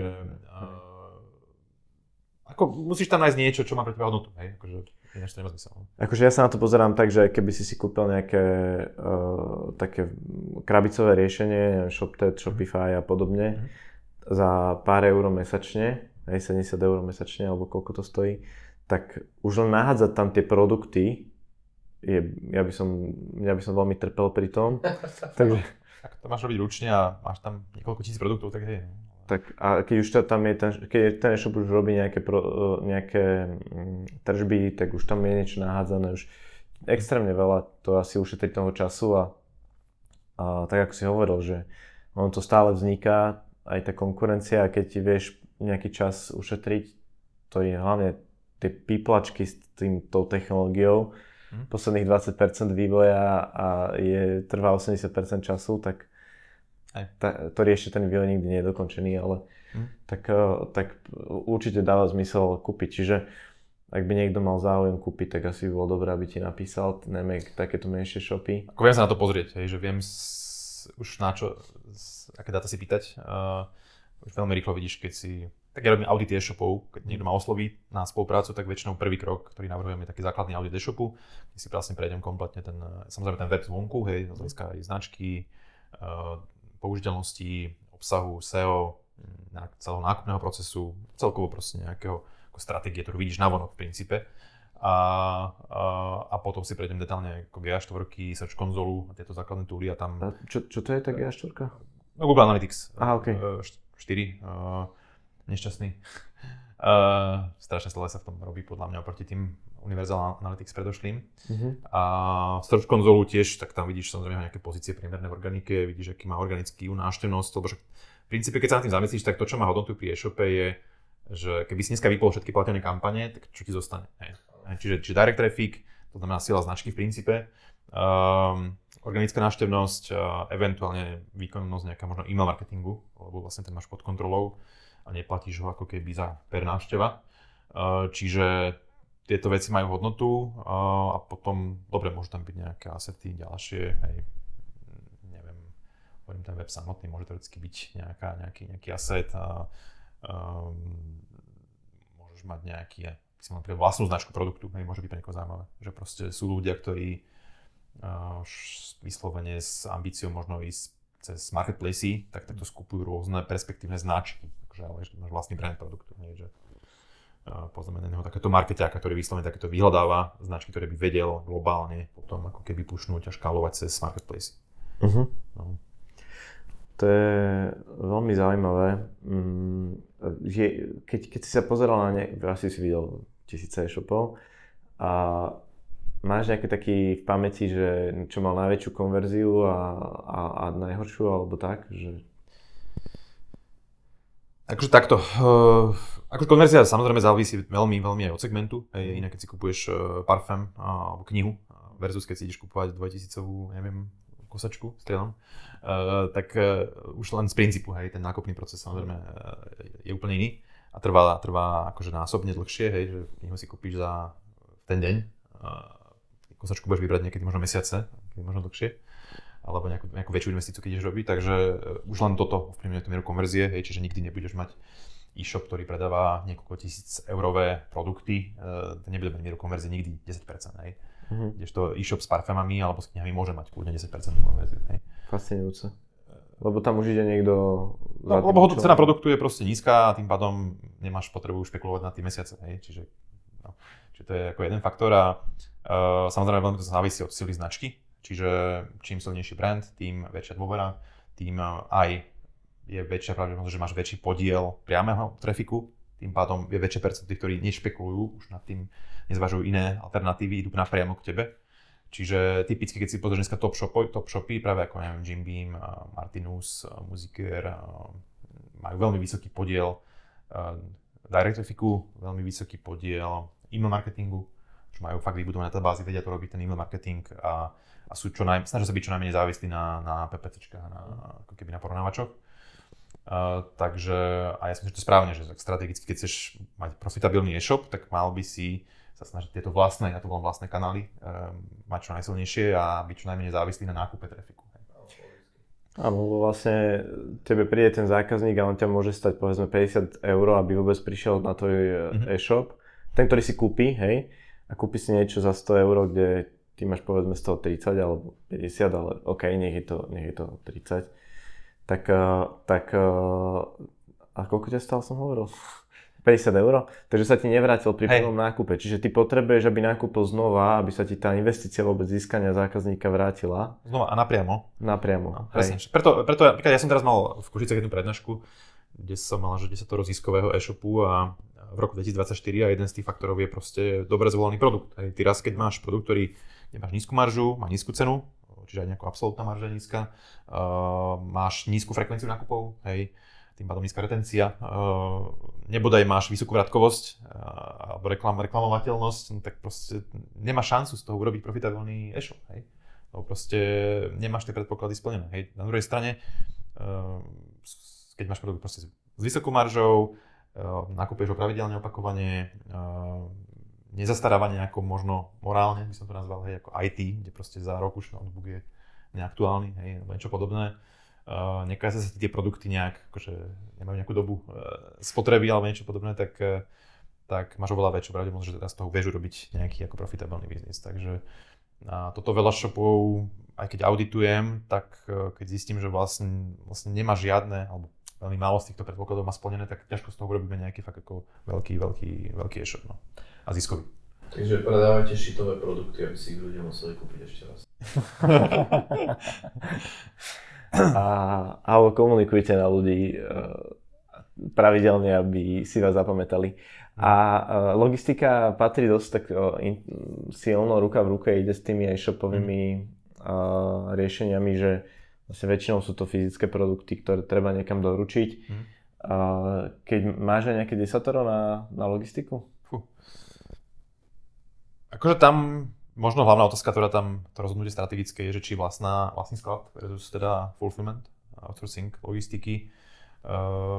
Mne sa celkom páči tá myšlienka priznať sa toho fulfillmentu, lebo to myšlienkovo veľmi, veľmi ako uvoľňuje ti hlavu, že proste nemusíš teraz riešiť sklad, fyzický priestor, hajrovanie skladníkov, trénovanie skladníkov, proste škálovanie skladu, hej, že proste máš proste píky. Jednoducho drvivá väčšina e-commerceových biznisov je veľmi, alebo má nejakú sezónnosť, aj typu minimálne Vianoce, alebo niekto má zase leto, niekto má zase niečo iné. Pneumatiky zase majú 2 sezóny. Hej. A proste podľa mňa to náročné na management, ako keby umanéžovať si tých ľudí a vyťažiť ich efektívne.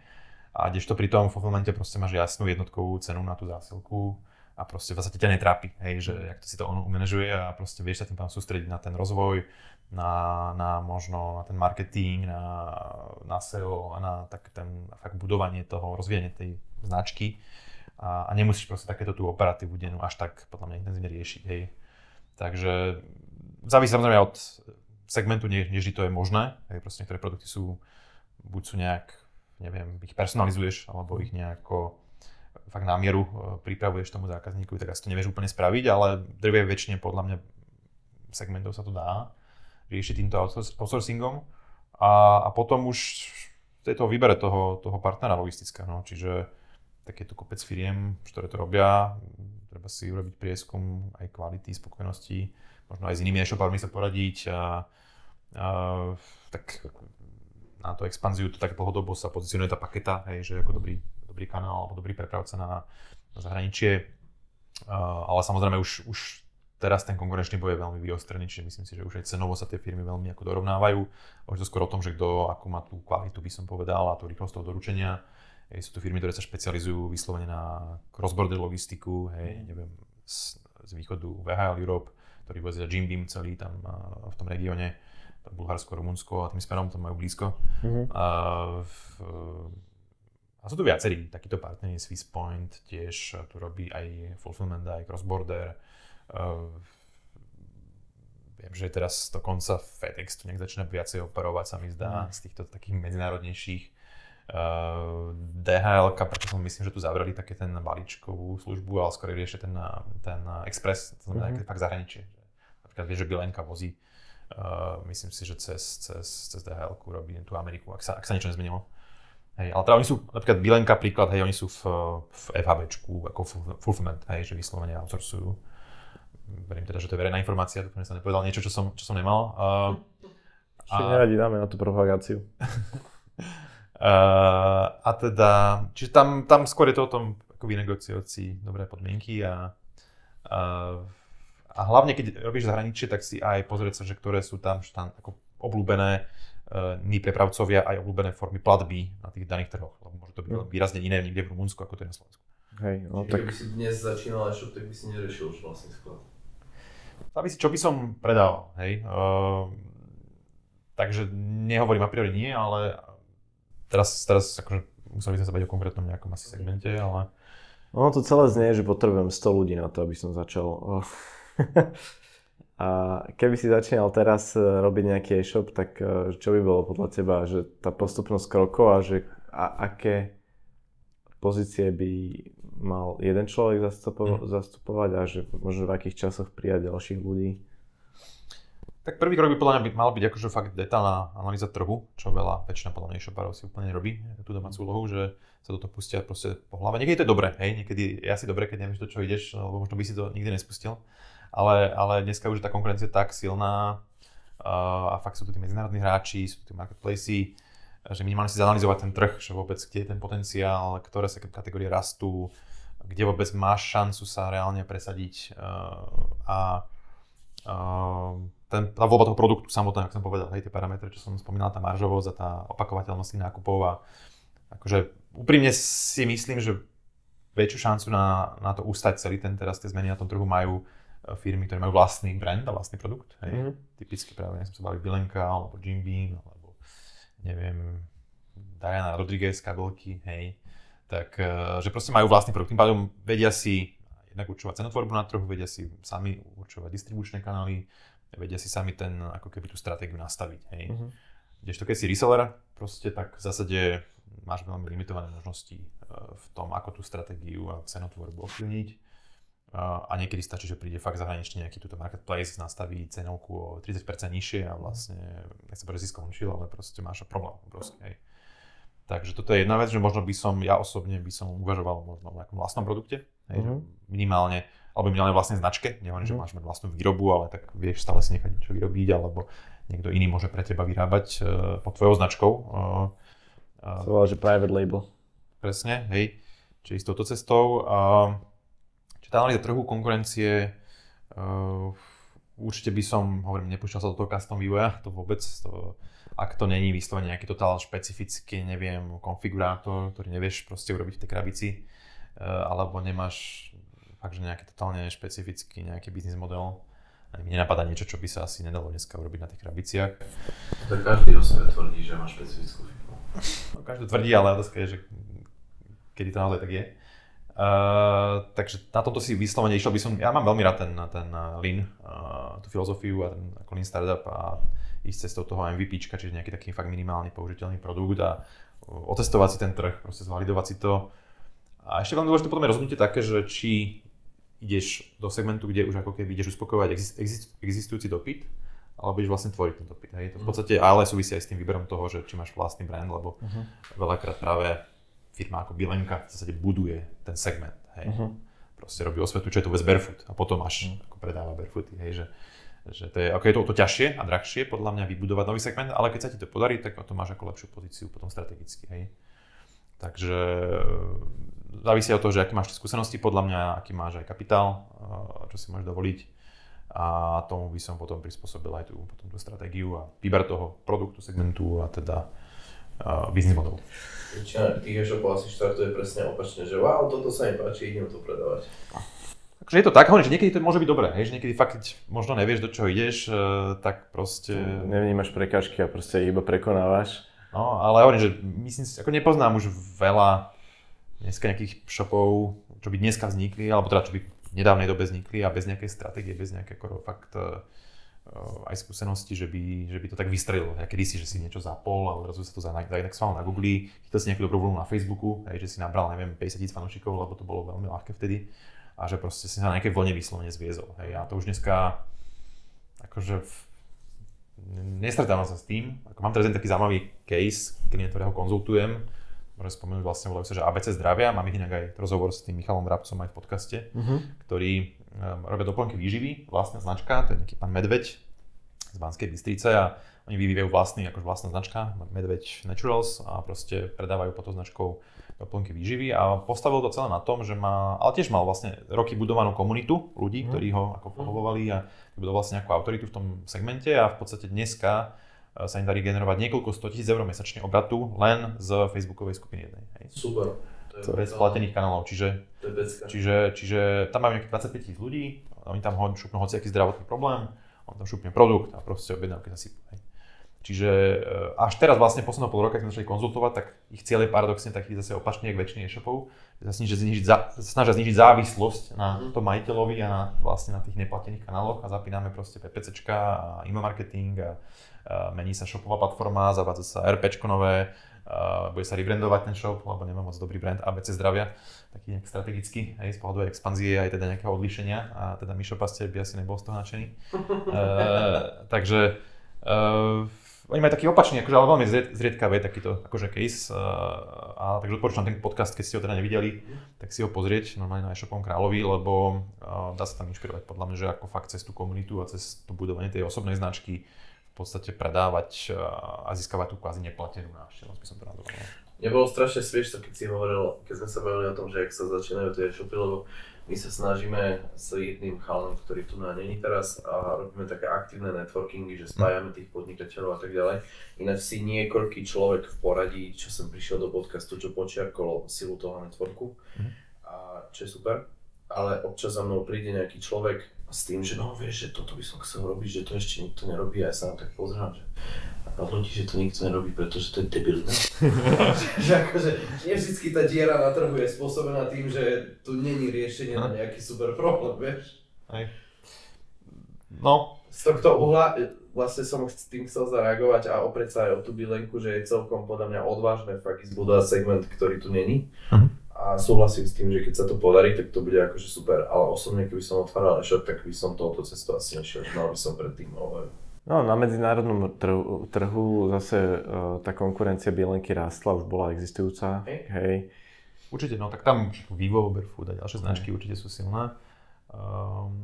Ale sme sa nebavili vlastne ešte o expanzii až tak, ale jedna z tých vecí, ktoré pozorujem od tých shopov, ktoré zvládajú lepšie tú situáciu potom post-covidovú dobu, tak je určitá expanzia, lebo tá diverzifikácia proste toho biznisu je veľmi dôležitá dneska. Že proste máte tie revenues z viacerých trhov, z viacerých ideálne segmentov, aj sezónostne vedieť nejako vykrývať, aby si nebol závislý len nejakej jednej sezóne. Ako vidím to, že fakt shopy, ktoré sú naozaj profitabilné, že keď si pozrieš tie ich finstaty, tak väčšinou, drvivá väčšina z nich sú medzinárodné shopy. Takže proste 10, 15, 20 krajín. Málo kedy je, že čisto slovenský shop, proste, že by mal veľmi nejakú vysokú profitabilitu. Je možno výnimka Martinus historicky, hej, že sú ako jednonoho v Česku, ale v zásade sú lokálni. Ale inak všetky najväčšie shopy obratovo, keď si ma napadne nejaká top 10, tak sú vlastne minimálne v 5 a viac krajinách. Hej. To celkom zaujímavé, že Martinus má akože takú pozíciu, že robí také čísla, lebo oni majú že ty si chceš kúpiť knihu na konci, nechceš čítať nejaký papierový proste predmet a tie knihy ty si vieš kúpiť podstatne lacnejšie inde a aj napriek tomu sa im darí. To je to, čo som hovoril, že je to o tej značke, je to o tom vzťahu s tým zákazníkom, je to aj o tých kamenných predaniach, proste tom zážitku. Ty si nechceš kúpiť knihu, ty chceš mať zážitok z toho celého a preto je tam majú veľmi vysoké percento, čo som videl alebo počul nejaký rozhovor, kde majú veľmi vysoké percento tých osobných odberov, hej, že vidíš tam vyslovene si to vyzdvihnúť. Tak tým, že tam majú aj tie kaviarny, tak je to tak ako príjemne s užitočným spojíš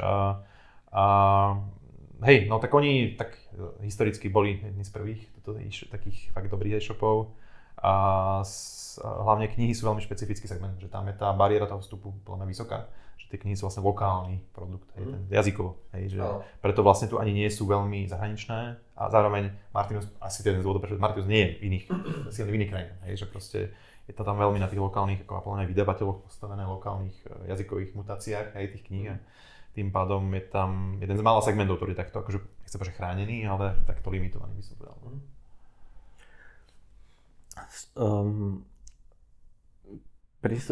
Pristúpil som do jednej firmy v minulom roku a oni... Nemenované.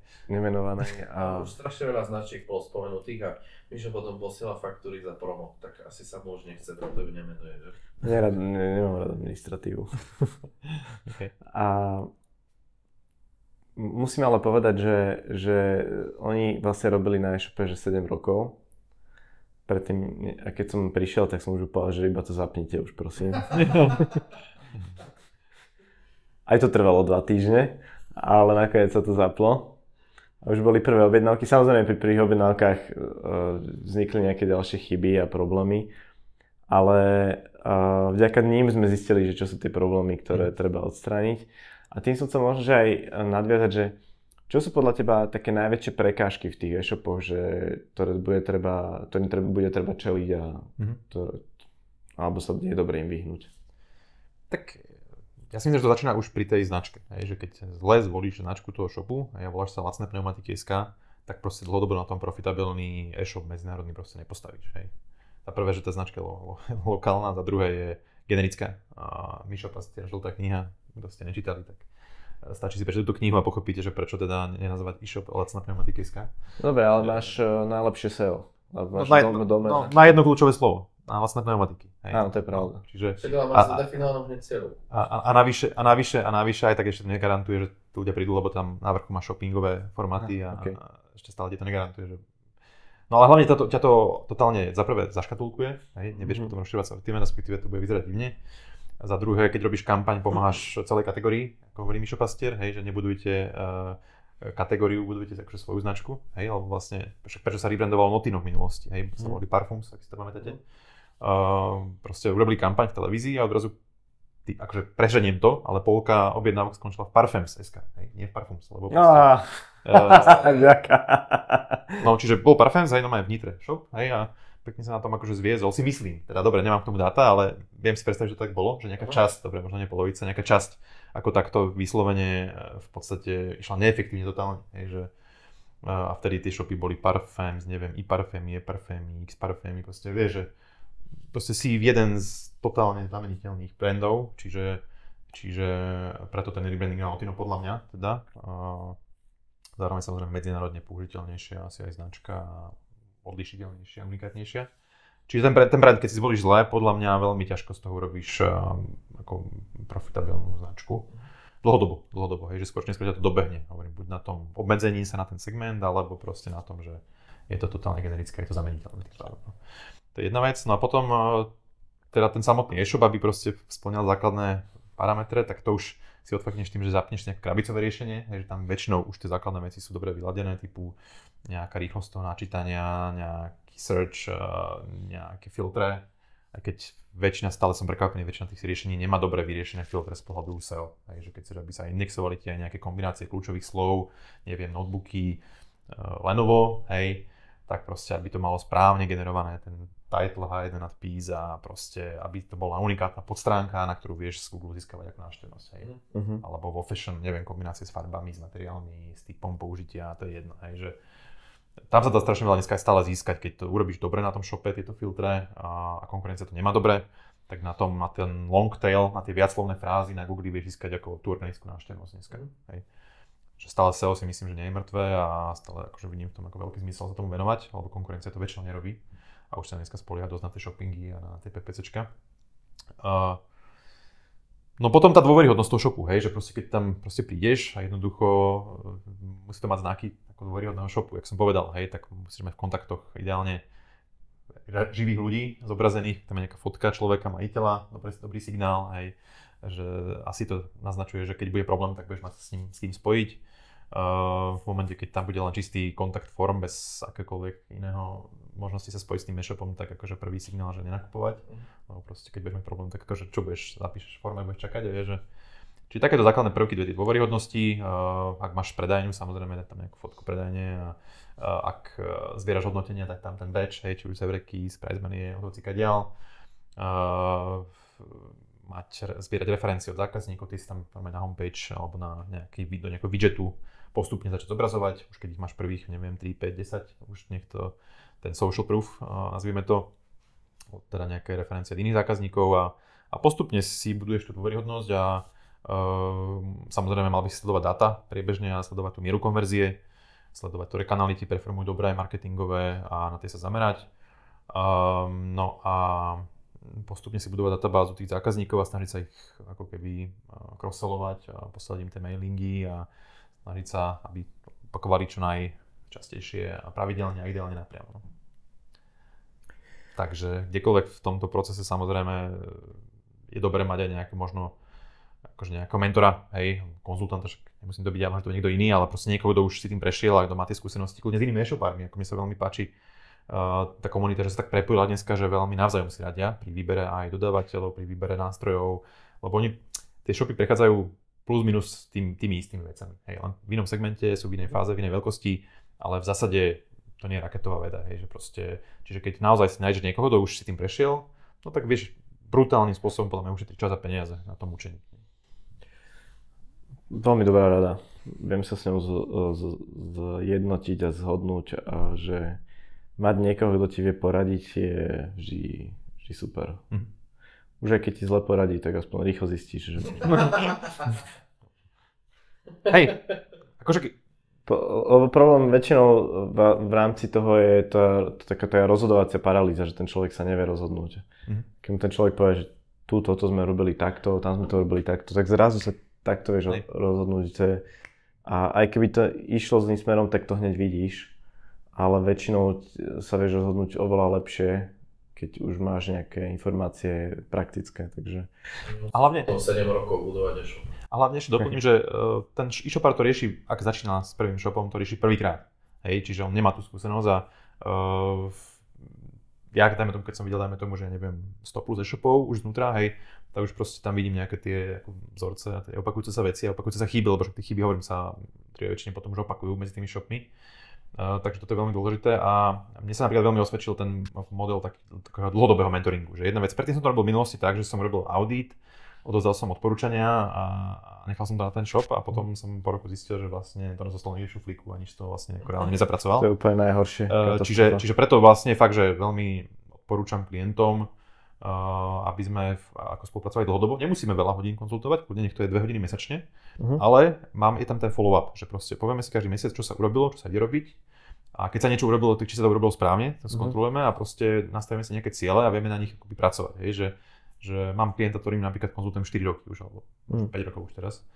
A presne je to už na báze toho, že raz za mesiac si zavoláme na hodinku, 2 a proste prejdeme si výsledky, povieme si, čo sa deje na trhu, hej, strategicky, ja mu dávam nejaké informácie, ktoré on bežne sa k ním nedostane. a jemu to pomáha, lebo proste má tak ako keby dobrú kontrolu nad tým vývojom, by som povedal, a spätnú väzbu na tie veci, ktoré sa zapracovajú, či sa zapracovali správne. A vidíme to na výsledku, že sa zapracovali správne. Čiže ako mňa najviac som prínosný pre nejaké také malé stredné shopy, lebo tak tam najviac im viem ako pomôcť a ja sa tam cítim tak najkomfortnejšie, hej, že keby som dneska mal prísť do Jimbeamu, tak asi skôr ja sa budem od nich učiť, hej, ale hovorím, tie malé stredné shopy, do milióna alebo do nejakých možno 5 miliónov eur, tak to je taký ten môj akože taký nejaký sweet spot, by som to nazval. A tam aj vlastne fakt, že najviac budem byť prínosný, lebo nie je to len o tej konzultácii, ale aj o tom, že im pomáham pri výbere rôznych dodávateľov, napríklad markeťákov, SEOčkárov, copywriterov, účtovníkov, finančákov, právnikov, brandákov, proste copywriterov, som už si hovoril. Čiže mám už zmapovaný ten trh, mám proste na každú tému nejakých 2-3 takých overených freelancerov, alebo proste väčšinou sú to takí, že buď freelance, alebo také menšie nejaké firmy. Ja celkovo sa mi toto osvedčuje na týchto hlavne veľkosti týchto shopov, hej, malých stredných, že to mi funguje dobre. Vyskladať si také dream teamy u tých klientov a potom akože vidím, že to super funguje a že tam vieme urobiť veľmi veľký impact na ten obrad aj na tú. Je to mega, navyše aj si videl milióny shopov, tak aj vieš, že ktoré sú na akých platformách, ktoré platformy sú komplikovanejšie, ktoré sú jednoduchšie, že to je na nezaplatenie a tiež musím potvrdiť, že vo väčšine prípadov podľa mňa pravidelný mentoring, ale taký opakujúci sa mi vychádza ako lepší. Či už si dáš tú vodnú analýzu alebo nie.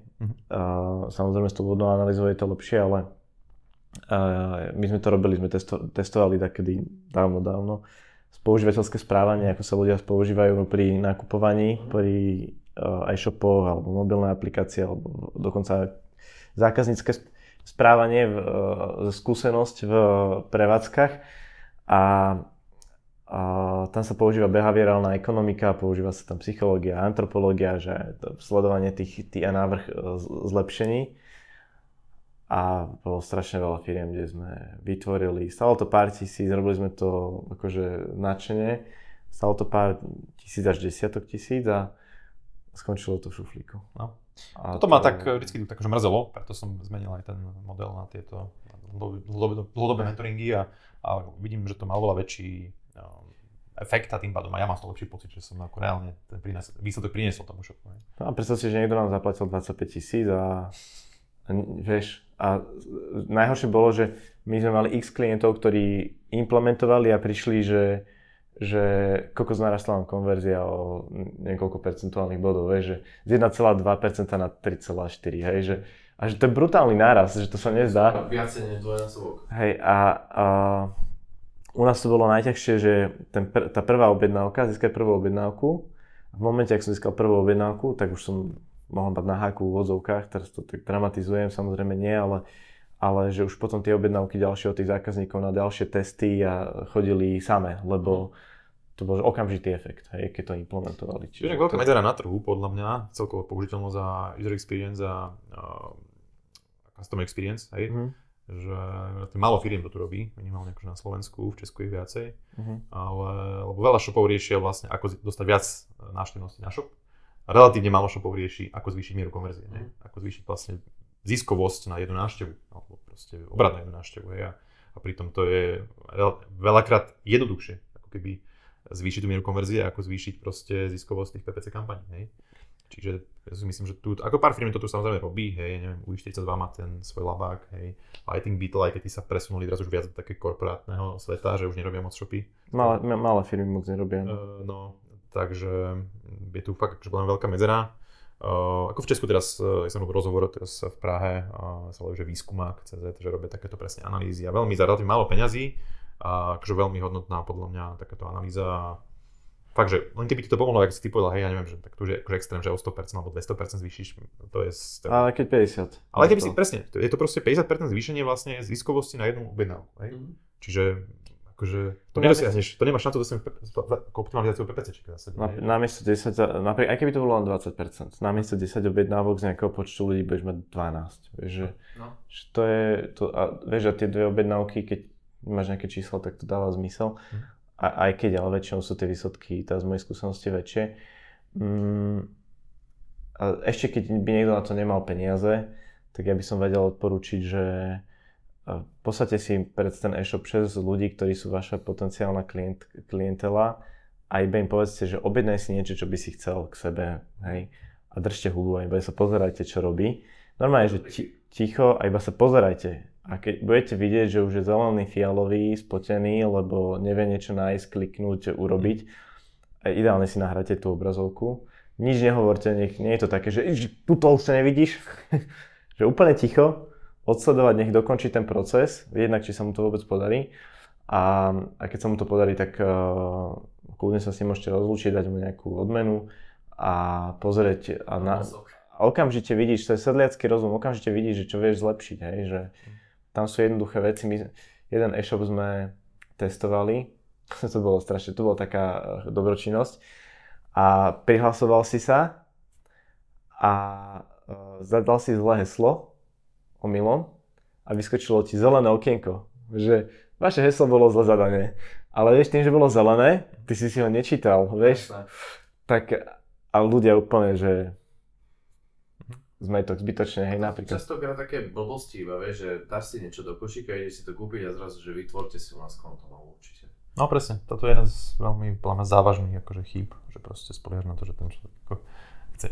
Nepustíte to bez toho, aby si to také jedno. Ešte ma zaujíma možno tvoj názor na dobierku na e-shopoch, lebo keď sledujem nejaké skupiny facebookové, kde sú e-shopári, marketéri a tak niektorí ľudia sa tam sťažujú na nepreberanie dobierok a tak ďalej, že ako keby už to dávajú preč z e-shopov. Na druhej strane, keď prvýkrát nakupujem na nejakom e-shope, tak vždycky kupujem dobierkou, hoci je to aj pre mňa nekomfortné, ale chcem mať tú istotu toho, že mi to fakt pošlú. Tak sme objednali raz kravatu na nejakom e-shope, už to budú 2 roky, čo neviem čakám, takže to je ten zážitok. OK. Ja si myslím, že to je také veľmi lokálne špecifikum týchto krajín, že na západe neexistuje taká vôbec ani vec, že v Nemecku alebo proste pokiaľ teda viem. Takže pokiaľ viem, tak akože klesá podiel toho objednávky na dobierku. Aj, možno, že aj tým, že to tie shopy postupne niektoré obmedzujú. Takže ja si myslím, že to závisí asi od toho segmentu, že či to tam naozaj je nejaký štandard a či to ľudia vyžadujú. Ako nemám k tomu data, takže neviem ti viacej povedať, ale ako určite je samozrejme lepšie mať peniaze, ako z pohľadu teda shopu, mať peniaze dopredu. A tým pádom, ako keby sa tomu vyvarovať. No. Je to fakt. Peniaze dopredu sú vždy fajn. Hej. A možno, že ešte taká vec je taký, že funnely, to je také, že lieviky, asi to eviduješ. A oni majú, tá ich metodika je taká, že ty niečo niekomu predáš a v momente, ak ti prejde tá transakcia a tá objednávka cez ten e-shop, tak mu vyskočí ďalšia ponuka, že kúp si ešte niečo. A že niekedy až 6 takýchto transakcií po sebe si tí ľudia dokúpia, lebo im niečo vyskočilo. A či máš s tým nejakú skúsenosť, či si to... Tým som sa úplne nestretol, že by niekto vedel ešte 6 ďalších produktov ti akože cross-sellnúť v rámci toho nákupu, ale... Pokúšať sa môže. Akože určite každému klientovi odporúčam, aby mal nejaký cross-sell minimálne v košíku, hej, že keď už niečo dáš do košíka, tak prečo mu tam neprihodiť nejakú blbinku, hej, proste tak v McDonalde si dokúpiš kečup alebo tversku, alebo zmrzlinu, alebo taštičku. Určite to treba tam mať a určite dobrá vec potom, ak máš ideálne automatizovaným spôsobom sa snažiť cross-sellovať nejakým buď príslušenstvom, alebo nejakými doplnkami, alebo niečím súvisiacím. To je to, čo som hovoril o tej retencii a o tých opakovaných nákupoch, že tam sa tvorí tá marža. A čo som prekvapený, že aj v dnešnej dobe veľmi málo shopov, alebo relatívne málo shopov pracuje práve s tým email marketingom na takej úrovni, aby to robilo automatizovanie, personalizovanie, segmentovanie, proste nejak tak sofistikovanejšie ako len jeden nejaký plošný newsletter na celú databázu ako rovnaký raz mesačne. Takže tu si myslím, že je tiež obrovská medzera a veľký priestor na zlepšenie na strane malých stredných shopov je ten email marketing a tie automatizované scenáre a celkovo táto oblasť. A tie e-maily majú byť dlhé alebo krátke? Prepáč. Iba som potvrdzoval, že maily vedia byť fakt super. Áno. Čiže e-maily majú byť dlhé alebo krátke? Stredné. Či sú nejaké pravidlá pre tvorbu nejakého, že teda tých e-mailov a že... Tak podľa mňa by nemali byť len predajné, hej, čiže keď nebudú len predajné, tak asi by mali byť užitočné a keď budú užitočné, tak podľa mňa nevadí, keď sú trochu dlhšie, ak to bude nejaký shopping guide, ale respektíve buď nejaký nákupný poradca, ako si vybrať niečo, alebo ako sa starať o niečo, alebo ako udržiavať niečo, hej, tak nemyslím si, že na to existuje nejaké pravidlo. Viem, že vy posielate veľmi dlhé maily, tie automatizované z toho vášho programu. No dobre, to sú akože vzdelávacie. Jasne, to je úplne iný. Iný. Ale bereme spätnú väzbu. Nie, ale ja nehovorím, takže ja som nepovedal, že to je zlé. Ja som povedal, že viem, že posielate dlhé. Podľa mňa to veľmi závisí od tej problematiky a od tej cieľovej skupiny a ako určite dneska skôr vidím príklon k tomu video obsahu, že skôr tendencia asi menej čítať, viacej teda pozerať.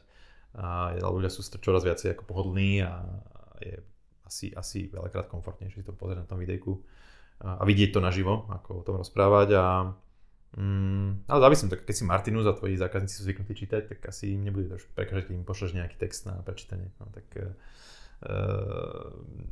akože nemyslím si, že tam existuje nejakú že univerzálny recept, ako skoro v ničom, že není na nič univerzálne riešenie. Chodím takto, že bol som na jednom stredku 4 dní dozadu a hovorím, že ešte 300 mailov musím vybaviť. A chalan mi ukázal mobil apku a že bolo tam že 20 500 mailov, ktoré mal akože nevybavené, neprečítané.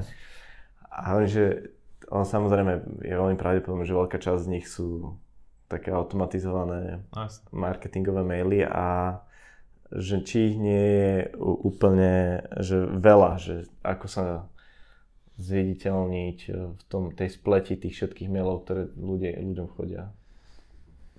Tak veľmi tomu pomáha to budovanie značky, že proste tak keď máš nejakú značku rád, hej, a pravidelne tam nakupuješ, tak akože asi skôr si od nich prečítaš potom aj ten mail. Ako keď ti príde nejaký nevyžiadaný mail, úplne no name značky, ktorú ani netušíš, že ako sa na teba dostali. Čiže to je akože prvá vec. Druhá vec, ten obsah samozrejme a ten predmet, hej, že ťa musí zaujať. Čiže ako tam určite platiť nejakým spôsobom si to testovať. Tie nástroje dneska umožňujú proste tie AB testy, alebo ABC, alebo ABCD, alebo čokoľvek, hej, že vieš tam ako ľubovoľne veľa rôznych predmetov naformulovať a potom aj obsahov, hej, že ako mne sa páčia niektoré túly, ktoré sú veľmi jednoduché na setup. Napríklad teraz som u viacerých klientov nasadzoval Intelimail, to je taká košická firma, ktorá je postavená na tom, že proste ako robí jednak personalizovaný produktový e-mailing, čiže proste len cez Google Tag Manager to naintegruješ, natiahneš tam produkty cez XML feed, kľudne Google ako špecifikácii alebo heurekackej a v podstate naleješ databázu mailov a už to môže začať posielať produktové maily. Najprv idú samozrejme nepersonalizované, v momente, keď už si spáruješ jeho mail, jeho cookie, čo sa tam tracková tá dáta na úrovni toho užívateľa a už potom každý ďalší mail už je viac a viac ako relevantný a viac personalizovaný. Hej. V princípe to funguje samé a za relatívne málo peňazí. To je brutál. Že vám to zjednodušili ten proces tej implementácie, že oproti možno, takže samozrejme sú to nejaké eco-maily, nejaké smart emailingy a podobné, nejaké Mailchimpy, ale to sa mi páči, také veľmi akože autonómne, by som to nazval, a totálne jednoduché na implementáciu. Hej. Takže pre malé stredné shopy to akože dosť odporúčam. Keby sme to mali implementované, tak po zhliadnutí tohto dielu ti príde mail o e-shopoch. Napríklad. A to by niekto musel vytvoriť ten mail. To by sa nestalo u nás. To by sa vás nestalo. Ale môžeme povedať, že už máme cookies. Ktoré už za chvíľu sa nebudete. Za chvíľku už asi nebudem mať, no veru. Nevadí. Tak akože veľmi zaujímavé. Myslím si, že sa ťa dá pýtať brutálne veľa a asi by bolo už potom to boli také, že jednotlivé prípady a štúdie a každý ten jeden projekt, kto si niekto niečo vymyslí, je svojský, špecifický a je lepšie ho konzultovať že priamo, že asi s tebou, alebo teda ako si hovoril, že s tými mentormi. Teba poznám tak, že v 1000 e-shopov si videl, takže niečo sa na tebe muselo nalepiť predsa. Dúfam. Hej. A no No a vlastne teraz tvoja cesta je ísť a pomáhať e-shopom, alebo? Hej, moja cesta je pokračovať v tom vzdelávaní, v tom naozaj tými konzultáciami naozaj dáme pomôcť individuálne. Teraz rozmýšľam skôr, že ako by som vedel pomôcť na nejaké možno väčšej škále, hej, lebo tak nevieš sa individuálne venovať 100 e-shopom, hej. Skôr akože ja mám, že jednotky e-shopov mesačne skôr dlhodobejšie, hej, že kvantita. Sú tam samozrejme potom tie eventy, e-commerce, mastermind, tieto, ktoré robím v Pezinku, to je tak 4-krát ročne. Tam mám 20 ľudí vždycky, čiže tiež je to trošku limitované, ako keby kapacitne zase, zámerne. To je jednodňové, alebo? To je jednodňová vec, kde sú cez deň 4 workshopy. Večer je potom taká ochutnávka vína, pečené prasa, tak akože networking a taká výmena skúseností už potom pri víne. Naposledy sme mali aj takú jedna z tých 4 workshopov. Jeden z tých workshopov bol taký, že mastermind forma, že vyslovene taký brainstorming medzi tými účastníkmi, lebo jedna vec, že sú tí mentori, tí sú fakt akože, sa tam pozývať top ľudí, ale zároveň tí e-shopári majú samozrejme svoje skúsenosti, čiže prečo nevyužiť, že sú tam na jednom mieste v jednej miestnosti a každý môže vyťahnuť nejaký svoj akože problém alebo nejakú výzvu alebo nejaké rozhodnutie, ktoré potrebuje urobiť a ostatní mu na to dajú feedback, ako by to riešili alebo ako to už riešili. Hej. Čiže to sa minule malo veľmi dobrú odozvu, takže na budúce to tam asi zaradíme tiež. Najbližšie vlastne plánujem na september, myslím, že 5. septembra. Teraz dávam dokopy line-up a témy a osvedčil sa mi ten Pezinok, ja tam bývam, čiže mám to na pešo. Veľmi pekné priestory tam na zámku, vlastne Šimak, čo je zámok, tak tam máme tú dennú časť a potom väčšinou nejakého vinára je tá afterka, aj väčšinou z Kovajsu, alebo minulé to bolo vlastne v Vinohradoch priamo u Pavelku, tam má taký domček, ten Celestín, tam s výhľadom na Karpaty a na tie Vinohrady, tak to bolo veľmi pekné. Takže odporúčam všetkým, koho to zaujíma, tak kľudne nech sa mi buď ozvú, alebo... Kde ťa nájdú cez nejaký web? Takže najlepšie na LinkedIne. Na LinkedIne tam najviac ako postujem tieto biznisové informácie, ale som LinkedIn, Instagram, Facebook, dokonca e-shopový král má aj TikTok po novom. Dobre. Takže s tým trošku experimentujeme a ako snažím sa tú značku, ako keby ten e-shopový král na novo nejak tak akože postaviť, vybudovať a celkom sa to darí, ten YouTube e-shopového kráľa má aktuálne nejakých 200 000 videní za pol roka. Čiže je tam už, teraz neviem presné číslo, už tam bude podľa mňa tak 30-40 rozhovorov. Plus tam nejaké rôzne shorts, formáty z rôznych eventov a také ako keby rýchle rozhovory v stánkoch a akože všeobecne odporúčam odoberať ten kanál. Ako dlho to robíš, ten podcast? Ako tak naplno v podstate od januára, dá sa povedať. No. Super. Nejakých 6 mesiacov. Super. Mne sa ináč páči tá idea tých workshopov, že to je brutálne dobré, lebo 20 ľudí, to stihneš sa aj porozprávať s viacerými. Je to také komornejšie a tá atmosféra ti, alebo aj ktorá tam vznikne, je taká, že tí ľudia aj zdieľajú aj také svoje životné výzvy a firemné výzvy a proste ten človek oveľa viac a rýchlejšie navníma tú problematiku, že ten workshopový formát je skvelý, ďakujem. To je ten cieľ, akože tam vyslovene, tam ani nie sú kamery, hej, čiže aj tie shopy, to je cieľ, aby boli ochotní postupne nejak sa tam trošku oťukajú a tým, že už teraz bol 6. edícia, tak už sa aj veľa z nich medzi sebou pozná, čiže už sa tak neboja ako keby vyťahnuť aj nejaké možno, vieš, že nechceš úplne verejne vyťahovať asi nejaké tvoje slabé miesta, ale tam sa to akože postupne darí takto, že sa viac otvoria, tým pádom aj lepšie vieš pomôcť, či už ty alebo ostatní, alebo tí mentori, hej, že keď tam bežom tak sedieť a počúvať, no tak ako, no, takže je super, keď sa zapájajú, čo sa deje, hej, že sú tak aj tí väčší sú ochotní pomôcť tým menším v úvodzovkách, hej, že poviem príklad, chodí mi tam, ja neviem, chalani z Muzikeru, tam chodí pravidelne, hej, čo je 80 miliónov e-shop a nemá problém pomôcť niekomu, kto má milión, hej, proste, s nejakou informáciou alebo s nejakou skúsenosťou. Alebo medzi mentormi, hej, mal som tam aj Dalibora z Jimbeamu, ktorý mal jeden workshop a to bolo akože úžasné, že vlastne nielenže vybudoval akože fakt veľkú profitabilnú firmu, úspešnú, ale že reálne ochotný zdieľať fakt, že veľmi, veľmi detailné know-how a veľmi detailné data interné, že tam ukázal proste také veci, čo by som akože nemusel by to ukazovať, hej, ale je to super, že pomáha tej celej komunite a ukáže štruktúru proste revenues, ukáže aký má dashboard ako CEO tej firmy, ukáže, neviem, ako im performujú na jednotlivých trhoch, ktoré krajiny, ktoré koľko percent obratu a neviem, akože fakt veľmi, veľmi ako interné informácie, takže tak to si ceníme. Možno, že vybuduješ e-shopovú veľmoc zo Slovenska. Akože tak tá myšlienka, že ako keby pomôcť tým slovenským shopom, lebo tak ako samozrejme krajina sme malá, ale myslím si, že ako strategicky, geograficky celkom akože dobre situovaná a myslím si, že to, akože je tu predpoklad, aby tu vznikli nejaké ďalšie Jim Beamy v ďalších rokoch. Len teda presne, že musia sa tu vytvoriť taká komunita, ktorá sa bude navzájom prepájať, vzdelávať, vymieňať si to know-how, tie informácie, inšpirovať sa, aj motivovať sa, že vlastne však Dalibor je teraz taký, by som povedal, veľká aj motivácia. A teraz akorát zdieľal to videjko z toho Monte Carla, neviem, či ste videli. Nie. Bol tam na oceňovaní vlastne EY, podnikateľ roka celosvetového a bol tam medzi top akože 40 ľuďmi celosvetovo a dával perfektný ako report na jeho YouTube kanály, taký vlog proste z zákulisia, tiež nabité ako datami a to sa mi páči, že fakt vždycky to má hodnotu, aj to, čo robí a aj ten osobný branding, ktorý robí na tom LinkedIne alebo inde, tak robí super a tiež to je dobrý, sme sa o tom nebavili, ale aj ten osobný branding toho majiteľa vie mať veľmi dobrý efekt na akože aj biznisovo, akože asi aj na predaje, ale skôr na ten employer branding a na hajrovanie kvalitných ľudí do toho týmu a celkovo vnímanie tej firmy na tom trhu. Je to fenomén a dá sa to veľa, je stále viac a viac vidieť veľa ľudí, od ktorých sa dá veľa učiť a dúfam, že sa od teba ešte niečo naučíme a poďme teraz na obed, ja už som hladný. Super, tak díky moc teda za pozvanie, bolo to ďakujeme, že si zaujímavé, pohodové a teda verím, že keby ste niečo potrebovali, kľudne sa ozvite a to sledujete a budeme radi aj určite za nejaké feedbacky a komentáre však. Budeme čakať, kľudne komentujte video, máme radi hejty, veľmi rád na ne odpovedám a pošlite nám otázky, ak máte na Miša, kľudne zavoláme si ťa a dáme Q&A follow-up.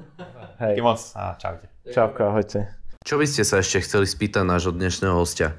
Dajte nám vedieť, napíšte nám na e-mail ahoj@1,5chlapa.sk.